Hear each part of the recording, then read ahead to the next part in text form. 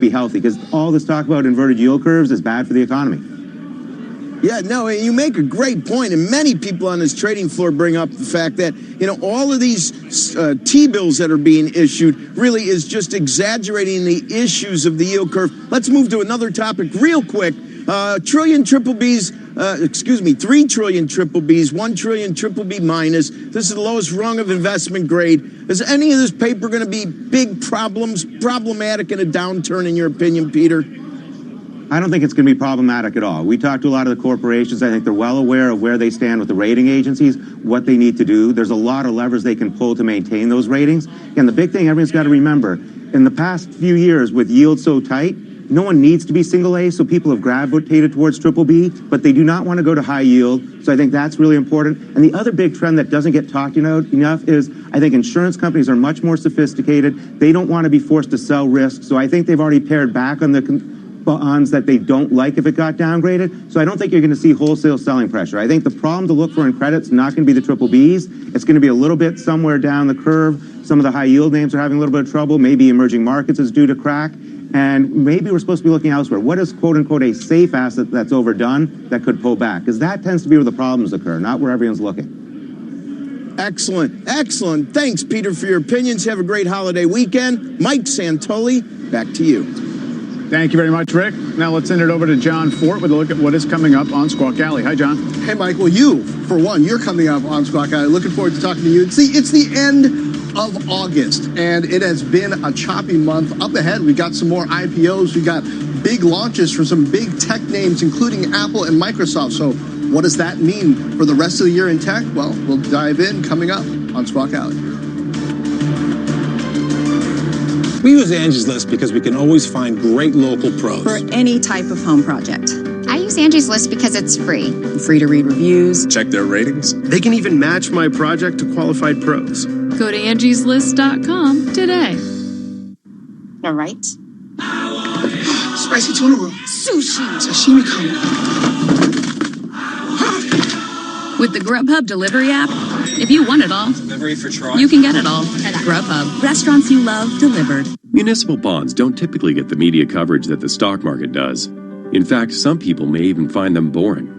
What they typically do offer is a stream of income that's federally tax-free. Municipal bonds from Hennion & Walsh can give you income that's tax-free, and you have to admit, tax-free income can be very exciting. At Hennion & Walsh, we offer you tax-free municipal bonds from across the country, so you can benefit from tax-free income wherever you live. There's nothing boring about that. If you have at least $10,000 to invest, we want to send you our exclusive bond guide for free. 1-800-376-4376. That's 1-800-376-4376. We're out to prove that tax-free income can be very exciting indeed. For your free bond guide, call now. 1-800-376-4376. 1-800-376-4376.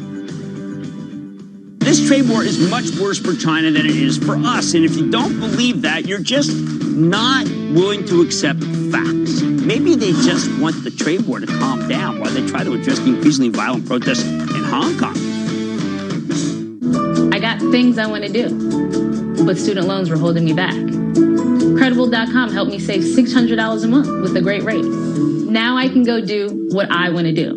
Visit Credible.com to see how much you could save on your student loans. This is Kate. Hey. She takes 2 prescriptions. Kate's son Jack takes 1 too. Kate works hard and thought she had good insurance. But she still pays too much. That's no good. So Kate downloaded the GoodRx app. Now she can compare prescription prices to find the best discounts. She even beats her insurance price. Good for you, Kate. Good for you. GoodRx. Stop paying too much for your prescriptions. Download the free app today. At Credible.com, we've helped tens of thousands of people save money by refinancing their student loans. In 3 minutes, we'll get you actual rates from multiple lenders. We could save you hundreds of dollars a month. Visit Credible.com to see how much you could save. Well, I'll be well into starting my long weekend when Sarah's got the closing bell. Thanks so a lot. What are you going to be covering there? Well, what you're going to be missing is the final hour of the final day of trading for the month of August. Also, the president's active on Twitter right now about the Federal Reserve. This time last week, Friday, he was hereby ordering companies to get out of China. So anything could happen there. Plus, AMC Entertainment CEO Adam Aron joins us to talk about why negotiations with Netflix to show its upcoming Martin Scorsese movie on the big screen fell through. We'll talk about the summer box office and more. But more importantly, we're going to tally up the damage from August. Yes, so it's we looking will. a lot better. I'll be there with you. So. Thank you. You will not be on your vacation at Not yet. No. PM. Have a great weekend, though, guys. There might be an M&A deal breaking this afternoon. Well, then where are you going to be? Not here. We're going to have a lot more, though. Speaking of being here, we'll have a lot more on today's rally. This is, as Sarah said, the last trading day of August. Squawk Alley's up next.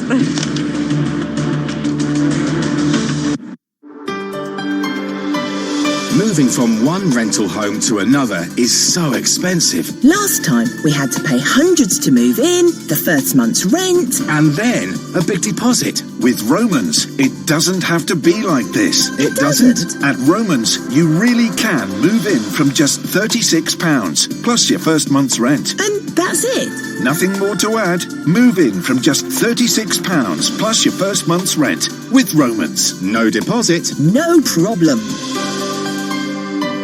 Romans, your trusted local property experts at romans.co.uk. Conditions and monthly fee apply. Hemorrhoids. You talk to your GP, but you don't really get anywhere because the NHS has limited surgery for hemorrhoids, so you go on suffering in silence. Okay, maybe not so silent. It's time to speak to Xroid. They specialise in a new, fast, safe and effective procedure for hemorrhoids with no downtime. And the procedure takes just 30 minutes or less. Don't be one of the 8 million people in the UK suffering in almost silence. Get back to what you love doing. Xroid. Be kind to your behind. For free advice on hemorrhoids, text KIND to 81156. Hello, Sunil Patel here. This is a set performed by me at the Cavendish Comedy Club in London. Hello. So I get the idea of saving as well. You're supposed to make good decisions now for your future self, but I just don't think that guy deserves it. What's he done for that? He hasn't earned that money. I've earned that money. He's done nothing for it. I've earned that money, so I'm going to keep it because I like nice things. Well, here's a message from your future self. It's easier to save if you do it the day you're paid. Payday Save Day. Building a society of savers nationwide. Strength and things. Strength and things. Strength and things. Strings and things. Strings and things and strings and things. Strings and things. Strings and things. Strings and Now there's a whole range of strings and things called strings and things, including cheese strings, yollies, and new cheese shapes. Find them all in the cheese and yogurt aisle. Strings and things. Chloe, is that you? Still lugging that old laptop round your lectures? No, my name's not Chloe, it's Claire. No, No one wants to be seen with an old laptop at uni. Ask Curry's PC World about a new one, like the stylish HP Envy with its lights in design. Only $749. Plus, save £100 more when you trade in your old qualifying laptop. Nice new laptop, Chloe. Thanks. It's Chloe, like the goddess. Save with instant trade-in at Curry's PC World. In-store only. See website for laptop trading qualifying criteria and evaluation. Good morning. It is 8 a.m. at Amazon headquarters in Seattle, 11 a.m. here on Wall Street. Squawk Alley is live.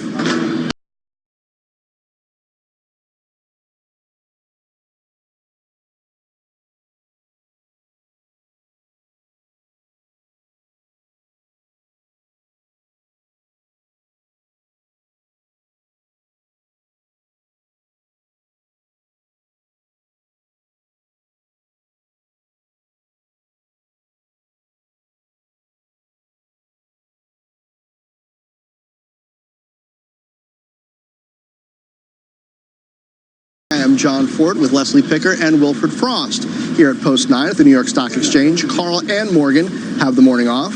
And we're going to begin with tech bracing for tariffs. Now just days away from going into effect on September 1st. Trade tensions between the U.S. and China not slowing down as the Wall Street Journal reports that U.S. prosecutors investigate new allegations of technology theft against Huawei.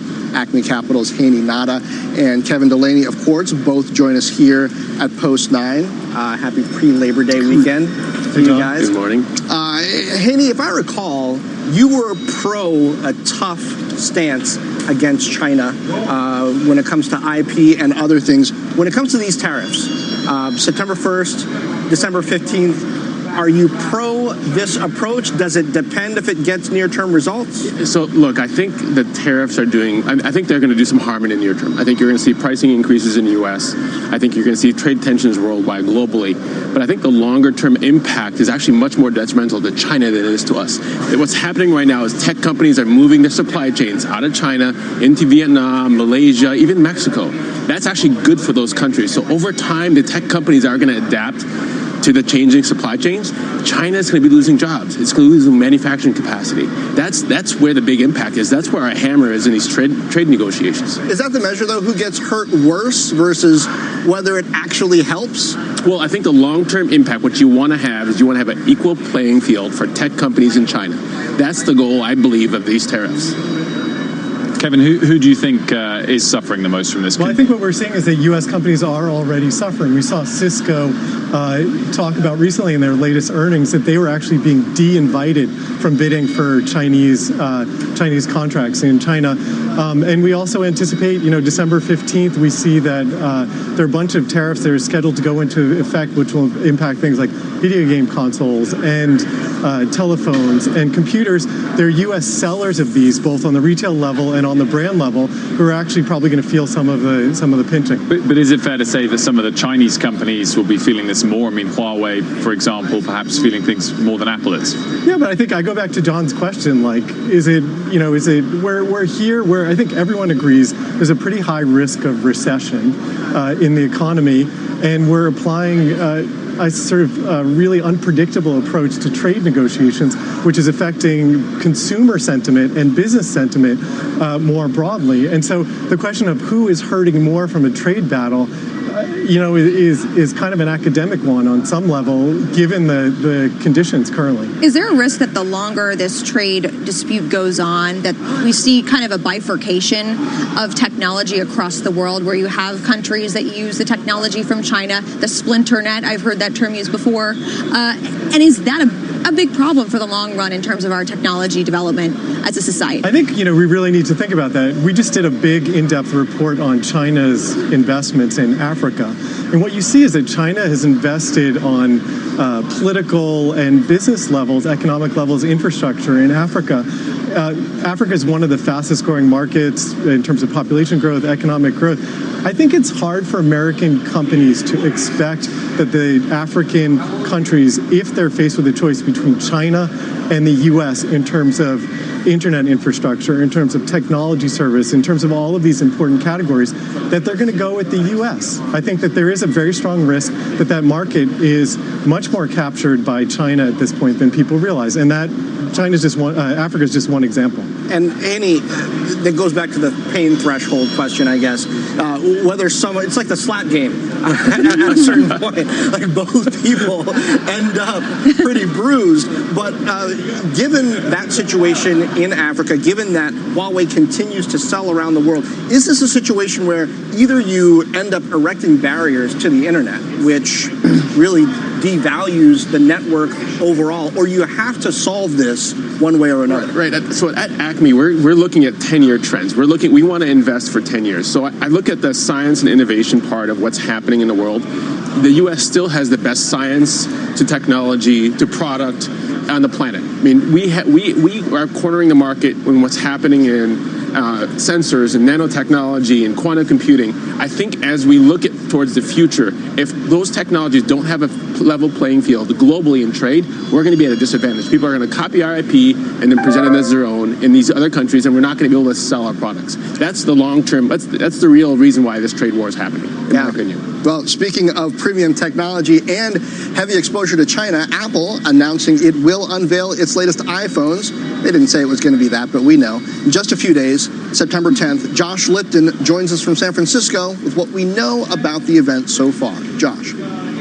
So, John, by innovation only, that's what the official Apple invitation says. This year, event's going to take place on September 10th at the Steve Jobs Theater, which is located at Apple's headquarters there in Cupertino, California, starting at 10 a.m. local. Now, this is the event where CEO Tim Cook does typically take the stage along with other executives like Phil Schiller and Jeff Williams and announces new iPhone models. As always, Apple is tight-lipped about what's coming, but the company is expected to announce 3 new iPhones. Reports suggest a successor to the lower-priced XR and 2 Pro models, upgrades to the iPhone XS and XS Max. The bet is that these new models are going to look a lot like the current lineup, though analysts do think an improved camera system could be a big selling point this year. Now, in addition to phones, the company also usually unveils a new Apple Watch at this event, too, even as the iPhone franchise has been under pressure, with iPhone revenue declining 12% in its last reported quarter. We know wearables have actually been a bright spot for the company. Apple has now sold an estimated 80 million watches. Apple might also talk more about some of its new services at this event, too, like Apple TV Plus, its new subscription streaming service. Apple hasn't said how much that's going to cost. The reports do suggest the company is at least considering $10 a month, and Apple Arcade, too. Remember, that's its new subscription gaming service. Guys, back to you.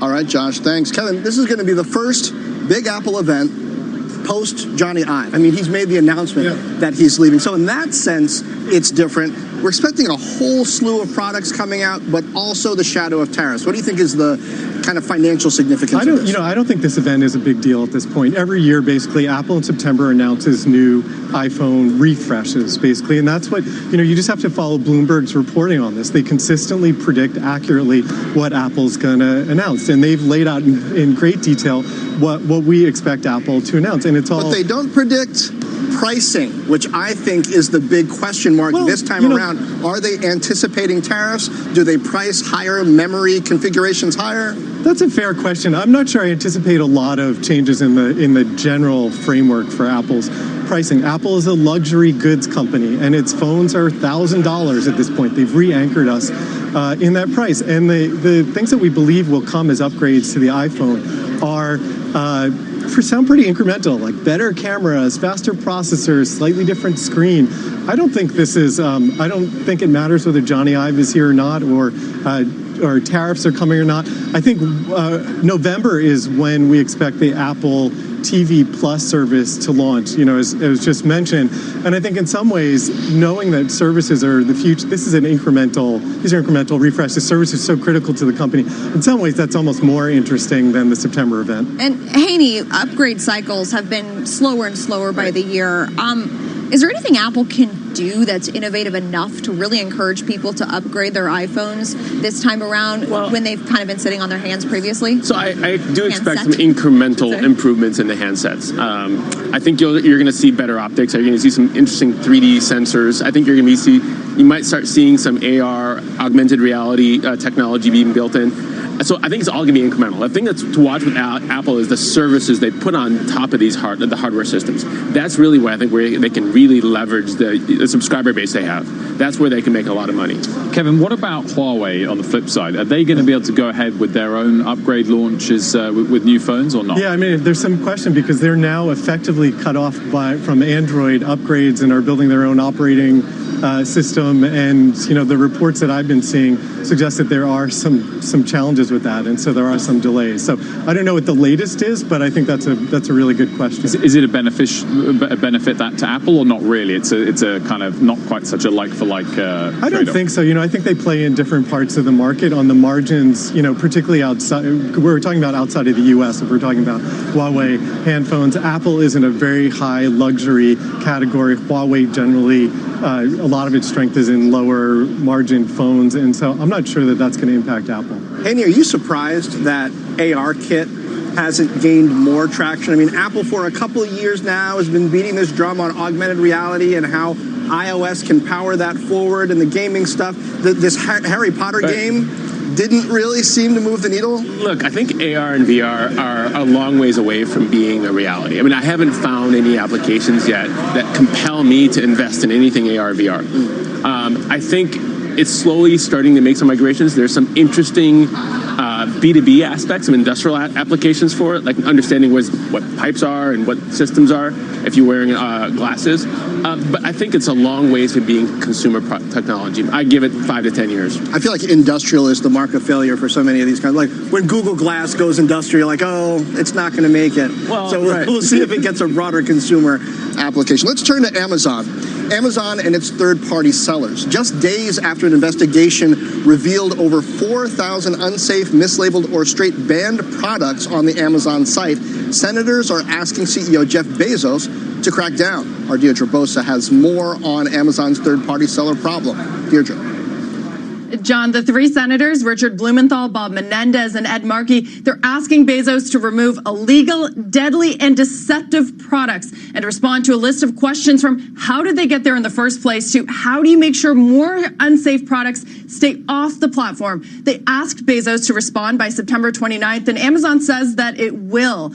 Now, this touches, though, on a bigger third-party seller issue for Amazon. Amazon has been touting the strength of the small and medium-sized businesses on the platform that now make up more than half of all sales. This is sort of an indirect way of defending itself against antitrust scrutiny by saying, listen, we actually help smaller businesses. Look how much they're selling through us. But these sellers also represent a threat if Amazon cannot adequately monitor their products. In the wake of the Journal report that found thousands of unsafe, banned, or deceptively labeled products on Amazon's platform, many of them were taken down. We looked this morning, though, and we found a number of misrepresented items still up on the site. These teething toys, have a look, they're advertised as FDA approved. But the FDA does not approve toys. Same with this eyelash serum. Only one brand, Latisse, is approved by the FDA, yet this brand on Amazon's site falsely claims to be. Now, Amazon says it spent $400 million last year on consumer safety and compliance. A day before the Journal investigation was published, the company said it's spending $15 billion on tools for third-party sellers. The question is, though, guys, is this enough to stem unsafe products on the site and stem the backlash, which doesn't seem to be going anywhere anytime soon? Back to you. Deirdre, thanks. Kevin, this is a Wall Street Journal report that I found fascinating on multiple levels. It reminds me, maybe we should call it vertically integrated anarchy. It reminds me of Facebook. It reminds me of YouTube. This argument that you can have this huge growing community that you don't necessarily police and it'll sort of end up okay. Is that ending? Is this now a risk for Amazon, or the fact that Facebook and YouTube have been allowed to do it? Does that just sort of mean this will blow over eventually? Yeah, I mean, the Wall Street Journal reporting was great, and they rightly compared Amazon to a flea market where there are lots of sellers. It's kind of chaos. You don't necessarily know what you're getting, and it's Amazon's challenge now to actually police that. What is different now is that we're in a moment where there is a lot of scrutiny about the tech platforms, including YouTube and Facebook and Amazon. And I think, my view is that this 2020 election is actually a really deciding factor on how these companies weather this sort of scrutiny. I think if we had President Warren or President Sanders or another Democrat who was really to the left, we could see Amazon coming under really close scrutiny and have to change some of its practices around things like that. So it reminds me a lot of similar situation that Alibaba faced years ago inside China, where there was a lot of fake goods being brought into the system, and they spent hundreds of millions of dollars trying to police that. It is a problem at any marketplace that you're going to have, whether it was eBay or Amazon or even some of these smaller ones like OfferUp and Hush. Some of the other companies. But was that not more to be more enticing to consumers as opposed to regulators and politicians forcing them to do so? The number one issue for tech companies today that I think it's an invisible force that few tech companies understand and they're starting to face is the regulatory pressures. I'm on the board of DraftKings. Very, very regulated. I mean, it's gone from zero regulations 3 years ago now to everybody on the board being licensed and bonded, and so regulatory pressures on tech companies are going to matter, and they're going to continue to be a big part of the entire cycle. So with that said, do you think that the tech giants of 10 years from now look like these platform models? Because there are inherent trade-offs here, right? You've got tech companies that are able to scale very quickly as a platform model because they don't necessarily have control over the products that are sold on their site. But on the other hand, then you have to spend a lot of money to patrol on that site, and having more control is inherently more expensive and more detrimental to margins. So with that said, as you look at kind of the companies that are kind of coming of age now, do you see tech companies that will have that platform characteristics, or is that a thing of the past? Look, for any retailer, curation is the number one thing. Like you have to be able to be good at curating. You have to allow third-party sellers on your platform. In order to scale the size that Amazon is scaling to, you have to allow third-party sellers. I think you just have to be able to curate those properly. But that's, Kevin, the tension, isn't it? Because Apple has taken a different tack. They're saying, yes, we're going to vertically integrate, but we're also going to be really stringent about what's on the App Store for the most part. Yeah. It seems the vertical integration that Amazon and some others are doing, they want to handle logistics, they want to tightly control that and deliver, but it seems like their policing of what's actually on the platform in terms of quality, in terms of accuracy, runs behind their tight logistics. Can that last forever? I think that's exactly the right point to make, that there are two models, and effectively Apple approves every single app that's in the App Store, whereas Amazon has much more lax supervision of the products, at least, that are listed by different sellers, and the Journal investigation is really a good example of that. If I were Amazon, I would throw a lot of money and a lot of PR at this, because all you need is one child who dies because their parents purchased a product that said it was FDA approved and they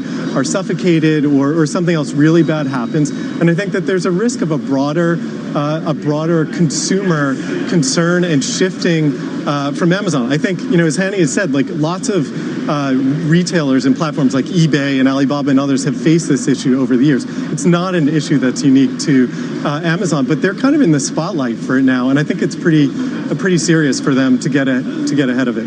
Yeah, high stakes, guys. Thank you, Hanny, Kevin. Thanks, Son. We've seen some steady selling in the last 30 minutes, so much so that markets are lower. Only slightly lower, down about 0.2% for the S&P. We were higher by about 0.5% at the open, though we are still higher for the week as a whole, lower for the month of August. Much more Squawk Alley still to come. At Fidelity, Live big and spend less on the brands you adore, and dine by the waterside. Who could want more? Lap up the savings as much as the view with Ted Baker, Hackett, Nike, and Coach too. Lock Fine and Five Guys make it a date. You can shop, meet, and eat every weekday till late. So sit back, unwind, and let style lead the way. And give yourself a different day at Gunwharf Keys. Waterfront outlet shopping. Strength and things. Strength and things. Strength and things. Strings and things. Strings and things and strings and things. Strings and things. Strings and things. Now there's a whole range of strings and things called strings and things, including cheese strings, yollies, and new cheese shapes. Find them all in the cheese and yogurt aisle. Strings and things. From the moment I saw you, the last of the litter, I knew you were the one, and we'd soon hear the pitter-patter of tiny paws on our kitchen floor and tiny scratches on the bedroom door. You might sometimes be mischievous, sometimes be shy, but I know I found love in those kitten cat eyes. Join the free VIP Kitten Club from Pets at Home for advice and exclusive offers, including 10% off your first shop in store. Visit petsathome.com/kitten club or join in store. T's and C's apply. Everyone wants a smooth running home so that they can spend more time enjoying it. The British Gas app allows you to do just that, because with a touch of a finger, you could quickly pay your bill or book in a boiler service, leaving you more time to fire up the barbecue or just relax with a good book. Manage your home account and more all in one place. Download the British Gas app from the App Store or Google Play today. Chloe, is that you? Still lugging that old laptop round your lectures? No, my name's not Chloe, it's Claire. No one wants to be seen with an old laptop at uni. Ask Curry's PC World about a new one, like the stylish HP Envy with its light-in design. Only $749. Plus, save £100 more when you trade in your old qualifying laptop. Nice new laptop, Chloe. Thanks. It's Chloe, like the goddess. Save with instant trade-in at Curry's PC World. In-store only. See website for laptop trading qualifying criteria and evaluation. Welcome back. We're well off the highs of the morning. The Dow, S&P and Nasdaq now all in the red as the new Chinese tariffs are set to go into effect on Sunday. Joining us here on set, Bob Pisani and Mike Santoli. Bob, let's start with just this little last 40 minutes of selling. running out a bit of steam after a strong bounce back the last couple of days? The problem is all of these rallies, even in August, feel very tentative because no one knows what side of the economic divide you're supposed to be on. Are we supposed to be on the side that there's going to be a slowdown that's coming? That seems to be the prevailing paradigm. But how far is the slowdown? Is it a modest little slowdown globally, or do we go into a more serious recession and earnings drop 10 to 20%? Or do we get a resolution to the trade disputes and things kind of calm down and earnings are up 5 to 10% in 2020? This is, Mike and I were talking about this earlier, you could drive a truck through the bid-ask on the earnings estimates for 2020. They're much wider than normal, and that's making everybody a little crazy trying to figure out where we should be right now. And Mike, we've seen that play out over the course of this month. Very big moves, often always in the same direction. Yes, absolutely. On a daily basis, it really has been a market trading almost as one many days. What we did do is yesterday close exactly where we were a week earlier. The market's been trading a little bit mechanically and technically. We got very oversold. And I do still think that the direction of kind of rotation and mean reversion is probably in favor of stocks right here, just in the very short term. The B of A Merrill Lynch kind of bull bear indicator that we talk about, which is a composite of just positioning and sentiment and just how far we've overshot. So that's just the real tactical back. That doesn't get to what Bob's talking about, which is really a big fundamental story that's going to drive the next phase here. So I think we're kind of figuring out if on a pre-holiday week, 3 days of no trading, we have tweets and headlines that we might expect over 3 days, and we've already kind of gone back to the upper end of this month-long range. Maybe that's why we're just backing away a little bit here. Do things change in September at all? August is kind of known characteristically for having lower liquidity, a lot of people out on vacation and enjoying their time away from the screens a bit. So we have tended to see a little bit more reaction to every nuance of this trade debacle. Does that change in September where more people are kind of paying attention, more people are trading, more people are back to work? I would think it would change in the sense that there are people trying to position for the fourth quarter. That is something that happens, putting more real money in place. But September hasn't been a great month. It's not as if it directionally helps you out because historically, if that matters, it's been weak. I still think we're kind of dealing, though, with the same issues. We're kind of leading up to the last month of earnings season and all the rest. Don't think more liquidity necessarily is going to save you in a down market. It won't. Yes, it can exacerbate moves a little bit. Thin trading, but on either side, the rallies can get a little more extreme. But if people feel that it's very uncertain and the outlook is very uncertain, you're going to move very quickly now, whether there's liquidity or not. I mean, it's not a down market, no. We are 5%. At the worst, we had a 5% move. Right. Now we're 3% off of the historic highs. So, yes, we're not even in a garden variety correction because the volatility's been very high. Right. It's an interesting dynamic here, actually. Your whole, how wide your aperture is tells you what the picture looks like right now, because literally 2,900, I think, is where we ended August of 2018, and that's basically where we are right now. But we've been in turmoil several times over the past few weeks, despite the fact you had a 20% decline in the fourth quarter. May, you actually had about a 6 or 7% little pullback, basically the same magnitude in August. So you're right. We're just kind of wobbling not too far below and this is one of the reasons the risk is to the downside, because with only 3% off of the highs, even if you've gone nowhere for a year, you're still close to the old historic highs. So the earnings are basically flat for the year. You're still dealing with close to 17 times forward earnings, still a little bit on the high side. So anything could if we were down 10-15% below here, it'd be a lot easier to see rallies on the upside because people would be wanting to buy lower. You notice the rallies this month, they have been rather poor on the volume. The downside moves, though, last Friday we had a huge volume. All the big ETFs had twice normal volume. People were out selling for sure on those down days. On the up days, the buying enthusiasm is not as strong because people are looking at this saying, should we really be buying a lot right here in the market? Comment the same thing from a different angle, though, which is, so we're at the same level the S&Ps were a year ago. 10-year Treasury yield a year ago, pushing 3%. You're half that right now. You obviously have this flattening out of earnings growth. Last year, the Fed still had another 2 hikes in it. And this year, obviously, you're cutting. So if you want to create a bullish story around that, that's what you do. It's just relative valuation as opposed to things look great and earnings are going to grow a lot. You very rarely get Treasury. Long-term Treasuries are up 10% this month. You're going to go a long way before you ever see a month with long-term Treasuries up 10% and S&P down, what, 3% right now. It's a very unusual fix. Bob and Mike, thanks very much. See you both later.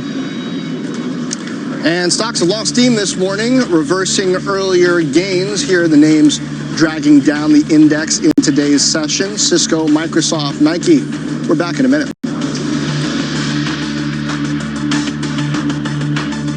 Nothing comes easily. Pick up 3 packs of beers for only £21 at Asda, including Strongbow Dark Fruits, Stella Artois and Cobra. Perfect for those end-of-summer barbecues. Bring it home with Asda. Selected stores and lines, subject to availability. Stella and Strongbow 10 440ml cans. Cobra 12 330ml bottles. Individual packs £9 to £10 each. Exclude Scotland drinkware. Chloe, is that you? Still lugging that old laptop round your lectures? No, my name's not Chloe, it's Claire. No, No one wants to be seen with an old laptop at uni. Ask Curry's PC World about a new one, like the stylish HP Envy with its light-in design. Only $749. Plus, save £100 more when you trade in your old qualifying laptop. Nice new laptop, Chloe. Thanks. It's Chloe, like the goddess. Save with instant trade-in at Curry's PC World. In-store only. See website for laptop trading qualifying criteria and evaluation. For our half-price sale on a choice of floors and beds. For first-class free fitting.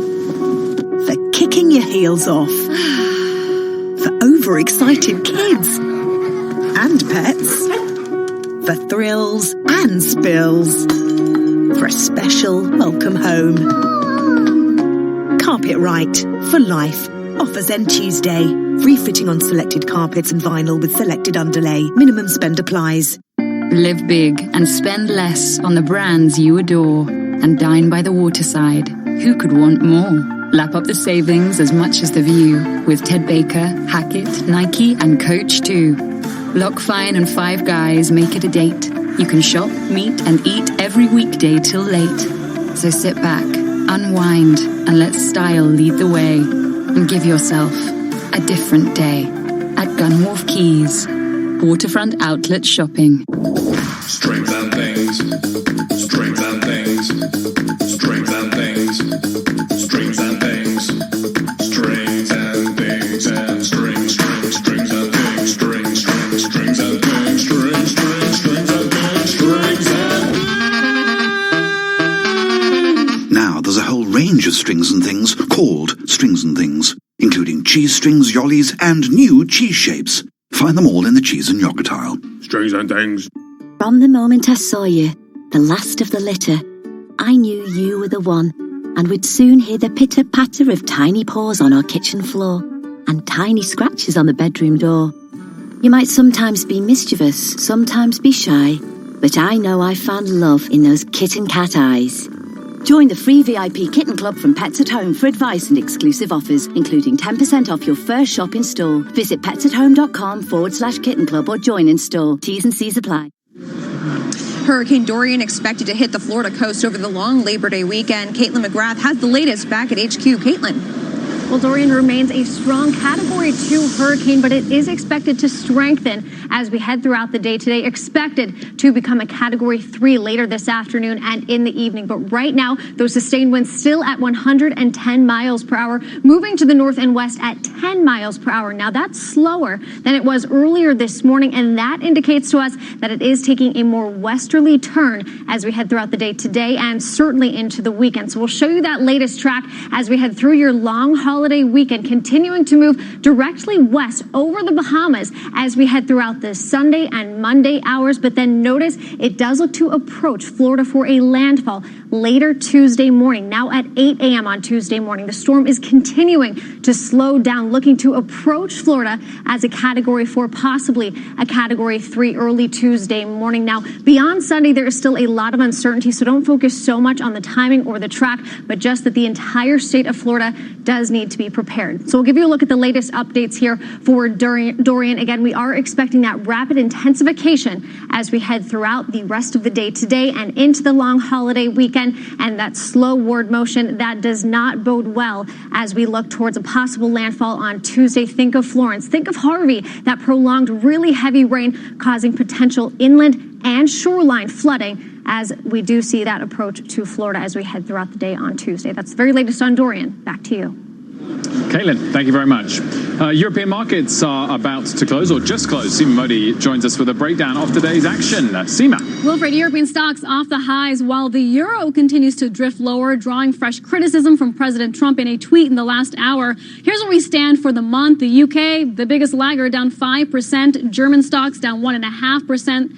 France and Italy faring a bit better. Particular weakness in the financial sector. The European Bank Index falling 7% in August. It's really been a combination of negative rates, undercapitalized balance sheets, and renewed political worries in Italy. Remember, Italian banks make up a fifth of the index. Now, this will be an important group to watch ahead of a highly anticipated European Central Bank meeting next month. One bright spot in Europe has been retail, interestingly enough. The European retailers have managed to post gains for August compared to a 6% decline for the U.S. retail sector. One standout has been shares of H&M, which has gained 11%. While revenue growth has slowed, the fast fashion retailer has taken steps to reduce inventory and store expansion to further bring down costs. And shares are ending higher on the day. Leslie, back to you. All right, Seema, thank you so much. When we return, WeWork, Peloton, Smile Direct Club.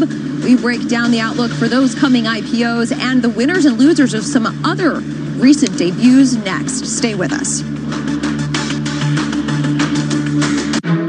Investment mistakes? Pick up 3 packs of beers for only £21 at Asda, including Strongbow Dark Fruits, Stella Artois and Cobra. Perfect for those end-of-summer barbecues. Bring it home with Asda. Selected stores and lines, subject to availability. Stella and Strongbow, 10 440ml cans. Cobra, 12 330ml bottles. Individual packs, £9 to £10 each. Excludes Scotland drinkware. Chloe, is that you? Still lugging that old laptop round your lectures? No, my name's not Chloe, it's Claire. No, no one wants to be seen with an old laptop at uni. Ask Curry's PC World about a new one, like the stylish HP Envy with its light-in design. Only $749. Plus, save £100 more when you trade in your old qualifying laptop. Nice new laptop, Chloe. Thanks. It's Chloe, like the goddess. Save with instant trade-in at Curry's PC World. In-store only. See website for laptop trade-in qualifying criteria and evaluation. Man, it's been some summer. Feels like the carnival could go on forever. Capture the joy on your new Huawei P30 series, and it really will go on and on from just $19.99 a month with no upfront cost from Carphone Warehouse. Stretch out the long summer days with the hot phone of the moment, the Huawei P30 series, now with up to £100 cash back. Pull a switcheroo at Carphone Warehouse. Offer ends 4th of September. T's and C's and contract apply. Visit website for details. Mr. Davis, to start your car insurance policy, you'll have to pay upfront £850 for the year in one single payment. How does that sound? £850? Yes, Mr. Davis. In one go? Yes, Mr. Davis. Today? Yes, Mr. Davis. In one single payment? Yes, Mr. Davis. What? With new Aviva Plus, we won't ask you to pay everything up front. Everyone pays monthly at no extra cost. New Aviva Plus, car insurance the way it should be. Excludes Northern Ireland. For our half-price sale on a choice of floors and beds. For first-class free fitting, Carpet Right for life. Offers end Tuesday. Free fitting on selected carpets and vinyl with selected underlay. Minimum spend applies. Live big and spend less on the brands you adore. And dine by the waterside. Who could want more? Lap up the savings as much as the view with Ted Baker, Hackett, Nike and Coach too. Lock Fine and Five Guys make it a date. You can shop, meet and eat every weekday till late. So sit back, unwind and let style lead the way. And give yourself a different day at Gunwharf Keys. Waterfront outlet shopping. Welcome back to Squawk Alley. I'm Rahel Solomon, and here's what's happening at this hour. Brazilian President Jair Bolsonaro says that his son, a congressman and foreign minister, are in Washington to discuss possible U.S. aid for Brazil. This is amid devastating fires in the Amazon region. Members of a local tribe were left trying to put out the wildfires after the area's fire brigade service was cut. The UN Secretary General says no country or economic sector will be immune to the impacts of climate change. Antonio Guterres made the comment in Japan at the 7th Annual International Conference on African Development. Take a listen. It is abundantly clear that climate disruption is happening now and everywhere. Every week brings us news of more climate-related devastation. And climate impacts are only going to increase in severity and frequency. And a massive fire in Utah has forced evacuations of hundreds of people. The so-called gun range fire started early this morning, and at least 300 homes were under mandatory evacuation as crews work to bring the flames under control. 2 homes have already been completely destroyed. And that is our CNBC News update at this hour. Let's get back to Squawk Alley. John, I'll send it over to you. Thanks, Rahel. Meanwhile, we're getting some breaking news out of United. Phil LeBeau has that in Chicago. Phil. John, as expected, United Airlines is pushing back when it plans to begin flying the 737 MAX again. Remember, United, along with American, still planned on flying the MAX. At least it was on their schedule for early November. Well, now United is saying it now plans to bring the MAX back into the schedule if it's certified to fly again by the FAA. The new date, December 19th. Now, what's interesting about this, guys, is that's right before the big Christmas end of the year holiday rush for people traveling. There's going to be big demand. I'll be curious to see when they bring it back onto the schedule on December 19th, if they bring it back then, how many people are going to say, sure, I want to get away. Packed planes at the holidays, but I'm okay getting on the 737 MAX. That's the new plan from United, December 19th. Guys, back to you. Phil, would there need to be further capacity from the other aircraft leasing companies if it doesn't come in by December 19th? Would that be a much, much harder week or two to fill?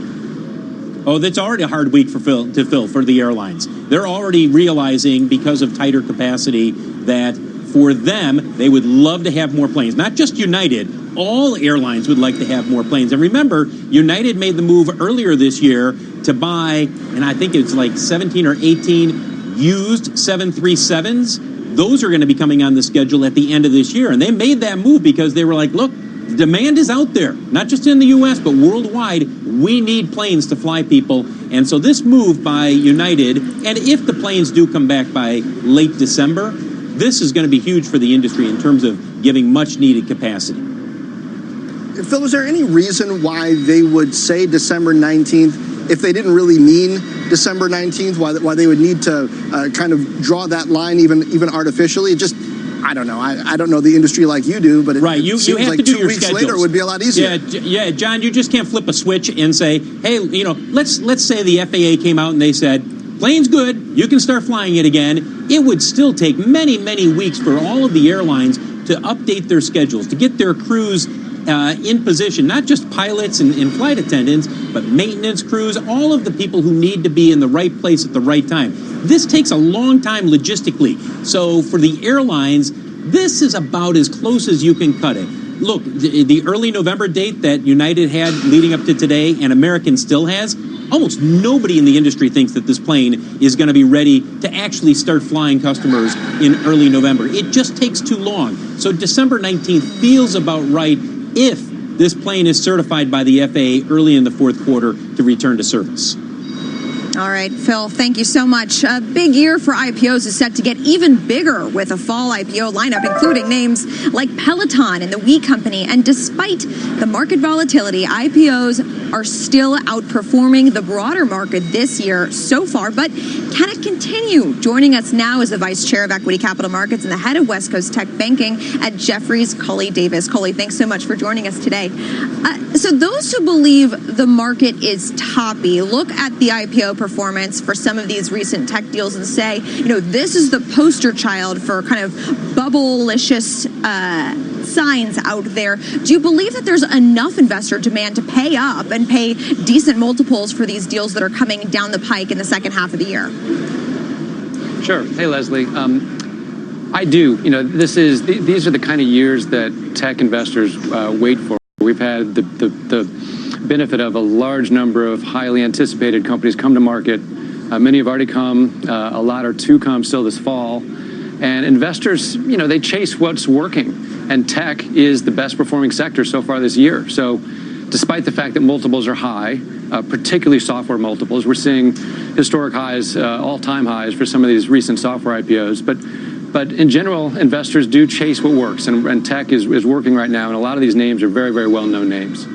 How does the recent volatility play a role here? Because historically, and kind of the ingredients for a successful IPO market would include low volatility. Are you having conversations with boards of prospective companies that are looking to go public? And how are they kind of thinking about the recent activity as they look forward to their IPOs?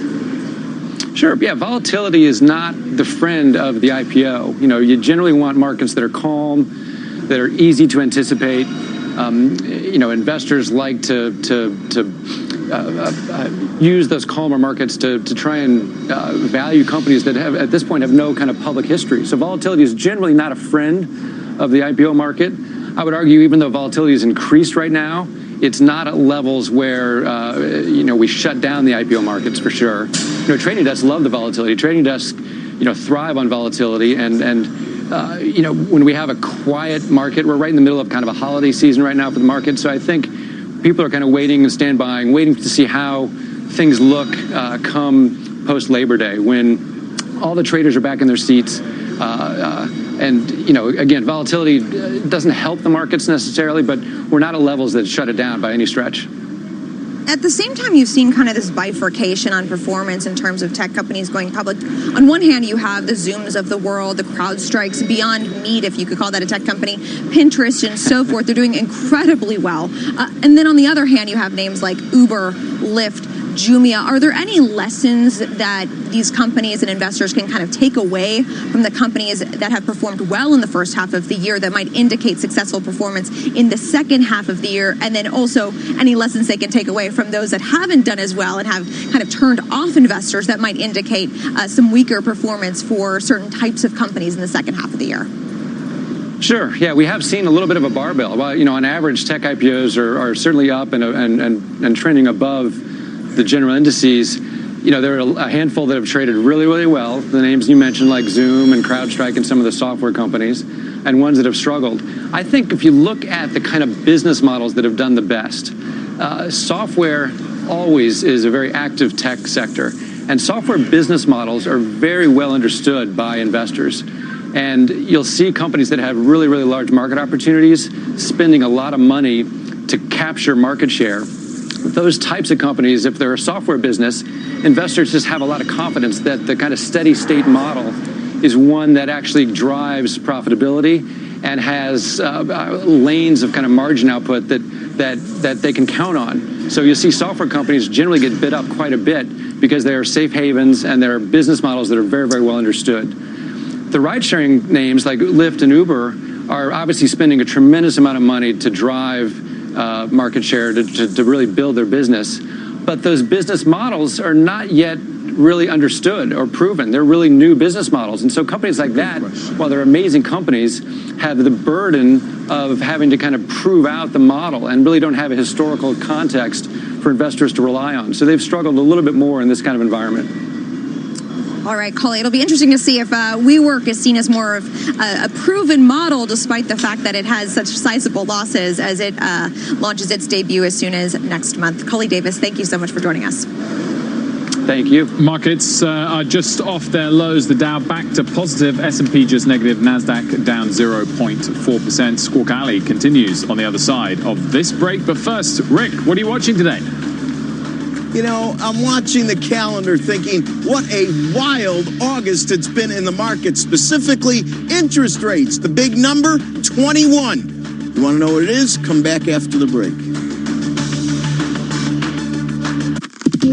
Pick up 3 packs of beers for only £21 at Asda, including Strongbow Dark Fruits, Stella Artois and Cobra. Perfect for those end-of-summer barbecues. Bring it home with Asda. Selected stores and lines, subject to availability. Stella and Strongbow, 10 440ml cans. Cobra, 12 330ml bottles. Individual packs, £9 to £10 each. Exclude Scotland drink aware. Chloe, is that you? Still lugging that old laptop round your lectures? No, my name's not Chloe, it's Claire. No, No one wants to be seen with an old laptop at uni. Ask Curry's PC World about a new one, like the stylish HP Envy with its light-in design. Only $749. Plus, save £100 more when you trade in your old qualifying laptop. Nice new laptop, Chloe. Thanks. It's Chloe, like the goddess. Save with instant trade-in at Curry's PC World. In-store only. See website for laptop trade-in qualifying criteria and evaluation. Man, it's been some summer. Feels like the carnival could go on forever. Capture the joy on your new Huawei P30 series, and it really will go on and on from just $19.99 a month with no upfront cost from Carphone Warehouse. Stretch out the long summer days with the hot phone of the moment, the Huawei P30 series, now with up to £100 cash back. Pull a switcheroo at Carphone Warehouse. Offer ends 4th of September. T's and C's and contract apply. Visit website for details. Mr. Davis, to start your car insurance policy, you'll have to pay upfront £850 for the year in one single payment. How does that sound? £850? Yes, Mr. Davis. In one go? Yes, Mr. Davis. Today? Yes, Mr. Davis. In one single payment? Yes, Mr. Davis. What? With new Aviva Plus, we won't ask you to pay everything up front. Everyone pays monthly at no extra cost. New Aviva Plus, car insurance the way it should be. Excludes Northern Ireland. For our half-price sale on a choice of floors and beds. For first-class free fitting, Carpet Right for life. Offers end Tuesday. Free fitting on selected carpets and vinyl with selected underlay. Minimum spend applies. Live big and spend less on the brands you adore. And dine by the waterside. Who could want more? Lap up the savings as much as the view with Ted Baker, Hackett, Nike and Coach too. Lock Fine and Five Guys make it a date. You can shop, meet and eat every weekday till late. So sit back, unwind and let style lead the way. And give yourself a different day at Gunwharf Keys. Waterfront outlet shopping. I'm Melissa Lee. Here's what's coming up in the halftime report at the top of the hour. Closing the books on a wild August. Should you stick with what's working right now? We'll have our September stock strategies. And shares of Ulta tanking. Number of downgrades on the street. The investment committee weighs in on this one. And shares of Lululemon up more than 50% this year. Earnings are out next week. We've got the trade ahead of the numbers. All that and much more. Top of the hour on the halftime report. Will. Melissa, thank you very much. We look forward to that. Meantime, let's get over to the CME in Chicago for the Santelli Exchange. Rick. Good morning. Thanks, Wilf. You know, we have a lot of wild months. I've been doing this a while, traded a while. But boy, this August really, in many ways, takes the cake. First of all, for all you kind of interesting technicians out there that look at strange things, and I've always thought, technicians, you could overlay astrology. There's a lot of wild areas of technical analysis, and many people will roll their eyes. But I will tell you this, that anniversary dates are considered very important for those who follow the teachings of W.D. Gann. Anniversary dates. We had an anniversary date in August. You can't make this stuff up. The first Treasury future was born in August of 1977. And August sometimes get wild. Anniversary dates get wild. And this one is no exception. If you look at the following chart, I hope we're showing, it's a month to date of 30-year bond yields. We settled the last day of July at 252. The low close was 195. We had intraday levels down as low as 191. So if you really want to get picky, is what, about 56, 57 basis points. If you look at it and include a little of the intraday moves, 60 basis points. Humongous. And when you consider it as a percentage, which I never like to do, it's even more humongous. And oh, by the way, that 21 was a percent, and you know what it is? The month of August, according to Financial Times and others, has seen an uptick in the amount of negative yields. 3 trillion of an uptick just in the month of August, which takes you from 14 to 17, which is basically 21% increase in 1 month. Think about that. So when all of the yield curve studies come out, I say, think about the foreign inflows, because that was another statistic. They're strong in the month of August. I don't think that's very shocking, actually, because the whole world is running away from that ever-growing pool of negative rates to the bastion, the oasis that doesn't. And here we are, and not only the inflows into the treasuries, which is easily documented just by looking at that chart, but the other inflows are in stocks as well, and that makes sense. I guess the negative thing here is, and this is my opinion, and if people want to refute it, they can. This is beyond the scope of the Federal Reserve. This was created in many ways by policies of central banks, but our central bank in particular isn't going to be able to do anything with these tsunami of inflows, and I'm not sure it's a bad thing. It's only a bad thing if you calibrate your policy, the things that are affected by it, in which case you should probably pause. John, back to you. Thank you, Rick Santelli. And still to come here on Squawk Alley, big box office plans from Disney and Netflix following a summer slump. We'll explain after the break. Stay with us. Every day, visionaries are creating the future. Moving from one rental home to another is so expensive. Last time, we had to pay hundreds to move in, the first month's rent, and then a big deposit. With Romans, it doesn't have to be like this. It doesn't. At Romans, you really can move in from just £36, plus your first month's rent. And that's it. Nothing more to add. Move in from just £36, plus your first month's rent. With Romans. No deposit. No problem. Romans, your trusted local property experts at romans.co.uk. Conditions and monthly fee apply. If it isn't dead, if it ever comes back, we'll come back to. On September 6th. This meeting of the Losers Club has officially begun. They're back, and so is he. We didn't stop it. The clown. Starring James McAvoy and Jessica Chastain. For 27 years, I dreamt of you. See how it all ends. I craved you. It, Chapter 2. I missed you. In cinemas September 6th. Book tickets now, rated 15. Pick up 3 packs of beers for only £21 at Asda, including Strongbow Dark Fruits, Stella Artois and Cobra. Perfect for those end-of-summer barbecues. Bring it home with Asda. Selected stores and lines, subject to availability. Stella and Strongbow, 10 440ml cans. Cobra, 12 330ml bottles. Individual packs, £9 to £10 each. Exclude Scotland drinkware. Chloe, is that you? Still lugging that old laptop round your lectures? No, my name's not Chloe, it's Claire. No one wants to be seen with an old laptop at uni. Ask Curry's PC World about a new one, like the stylish HP Envy with its light-in design. Only $749. Plus, save £100 more when you trade in your old qualifying laptop. Nice new laptop, Chloe. Thanks. It's Chloe, like the goddess. Save with instant trade-in at Curry's PC World. In-store only. See website for laptop trade-in qualifying criteria and evaluation. Man, it's been some summer. Feels like the carnival could go on forever. Capture the joy on your new Huawei P30 series, and it really will go on and on from just $19.99 a month with no upfront cost from Carphone Warehouse. Stretch out the long summer days with the hot phone of the moment, the Huawei P30 series, now with up to £100 cash back. Pull a switcheroo at Carphone Warehouse. Offer ends 4th of September. T's and C's and contract apply. Visit website for details. Disappointing summer at the box office. Year-to-date totals are down 6.5% from last year. That hasn't stopped Netflix and Disney from ramping up big autumns. Julia Borston has the story from LA. Julia.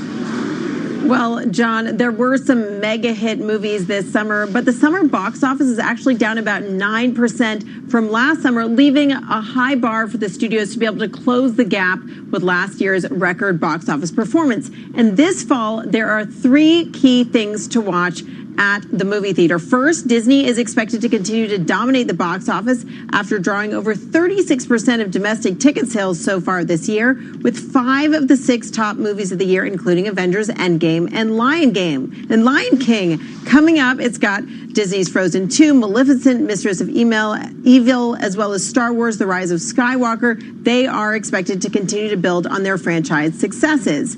Now, second theme to watch, Netflix. This fall, it will make its biggest push into movie theaters yet, putting 10 of its movies on the big screen, including Martin Scorsese's The Irishman, as well as The King, starring Timothée Chalamet. This as it chases Oscars and also tries to use these films to draw more subscribers to its service. Now, these films will be on the big screen for a limited release, less than a month before they're available for streaming, and also just in a handful of theaters, more of the independent theaters after Netflix failed to secure deals with the big theater chains such as AMC and Cinemark. Now, a third theme to watch this fall is the industry is watching very carefully to see whether films that are not part of a big established franchise will succeed in drawing broad audiences and justifying a meaningful investment. The performance of Fox's films such as Ford versus Ferrari could impact Disney's future investment in this kind of standalone film, while Sony's Little Women and a Mr. Rogers movie starring Tom Hanks will be a real test of this kind of Oscar bait movie with broad audiences. Now, it's worth noting here that Disney and Universal together control over half of all ticket sales in North America so far this year. So it'll be very interesting to see how some of the smaller studios perform this fall, and whether there's any indication that some of them could get snapped up as we see this media consolidation continue. Julia, thank you very much for that. And we're going to talk much more about the box office and how Netflix plays into the mix, why they didn't tie up that deal with AMC, in fact, with the AMC Entertainment CEO, Adam Aaron, today on Closing Bell, 4 p.m. Eastern Time. Don't want to miss that. Don't want to miss the rest of Squawk Alley, which returns in a couple minutes.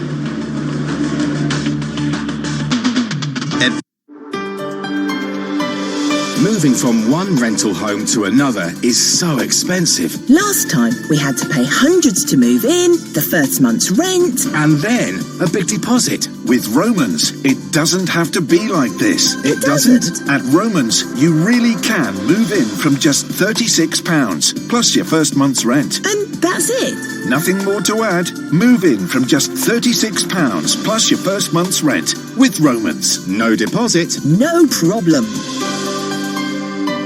Romans, your trusted local property experts at romans.co.uk. Conditions and monthly fee apply. Chloe, is that you? Still lugging that old laptop round your lectures? No, my name's not Chloe, it's Claire. No, No one wants to be seen with an old laptop at uni. Ask Curry's PC World about a new one, like the stylish HP Envy with its light in design. Only $749. Plus, save £100 more when you trade in your old qualifying laptop.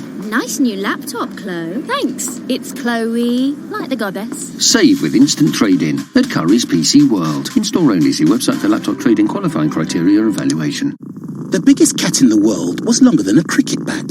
Think that's big? Tonight, the Euro Millions jackpot is an enormous £107 million. 107 million! Now that's big. Euro Millions from the National Lottery. Amazing starts here. Estimated jackpot. Rules and procedures apply. Players must be 16 or over. Is your laptop slowing you down? Has your tea gone cold while it starts up?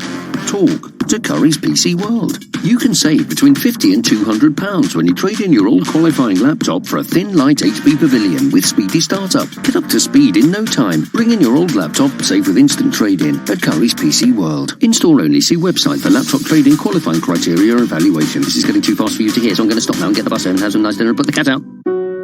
For our half-price sale on a choice of floors and beds. For first-class free fitting. For kicking your heels off. For overexcited kids. And pets. For thrills and spills. For a special welcome home. Carpet Right. For life. Offers end Tuesday. Free fitting on selected carpets and vinyl with selected underlay. Minimum spend applies. After the back and forth between the U.S. and China on trade, one industry is fighting back on the tariffs. Tennis. Eric Chemi explains from the U.S. Open in Flushing. Eric? That's right, Leslie. It's a beautiful day here in Queens at the U.S. Open. And yes, this trade war, the tariff war, U.S. and China, it has been getting a lot of attention. We're talking about major companies, billions of dollars in market cap moving around. But the tennis industry is also affected. September 1, there's going to be a 15% tariff on tennis balls. The biggest company that's going to get hurt here, Penn Tennis Balls. They're owned by Head. They make millions of balls every year. Their factories in China. So they're going to have to figure out either to pass those costs along or move to another facility. But consider Wilson Tennis Balls. This pack of balls right here, it was made in Thailand because some of these other competitors, they've got factories in other Southeast Asian countries. They're not dependent on China. They're going to get the advantage on that. So that's something the tennis industry is watching. Tennis Industry Association President Jeff Williams, he's been lobbying against Congress. He's been saying, look, this was not the intent of the trade war, was to impact tennis gear. And that this is a $6 billion industry. 18 million people play tennis every year. It affects 100,000 workers that are somehow involved in the tennis industry. And he says, look, can we get an exemption on the balls and the rackets? December 15th is another 15% on tennis rackets. So that's something to watch. And it's just going to be really interesting to see what happens. Tennis is an industry. They also care about what happens with the tariffs. Back to you guys. All right, yeah, interesting to watch. Eric Chemi, thank you. With the Dow and S&P just about hugging the flat line, the NASDAQ a bit lower. That'll do it for us here on Squawk Alley. Thanks for hanging with me, guys. Let's get to Scott. Welcome to the Halftime Report. I'm Melissa Lee, and today for Scott Wapner, it was an August to remember. What is a setup for September? It is 12 noon, and this is the Halftime Report. It's been a wild roller coaster ride on Wall Street this month. Should you stick with the stocks that worked? Shares of Ulta tanking right now. The beauty chain getting a slew of downgrades. Should you buy on the drop? It's our call of the day. The slowing global economy, one of the top concerns for the Fed. Is another rate cut in the cards? The investment committee is ready to go. The halftime report starts right now.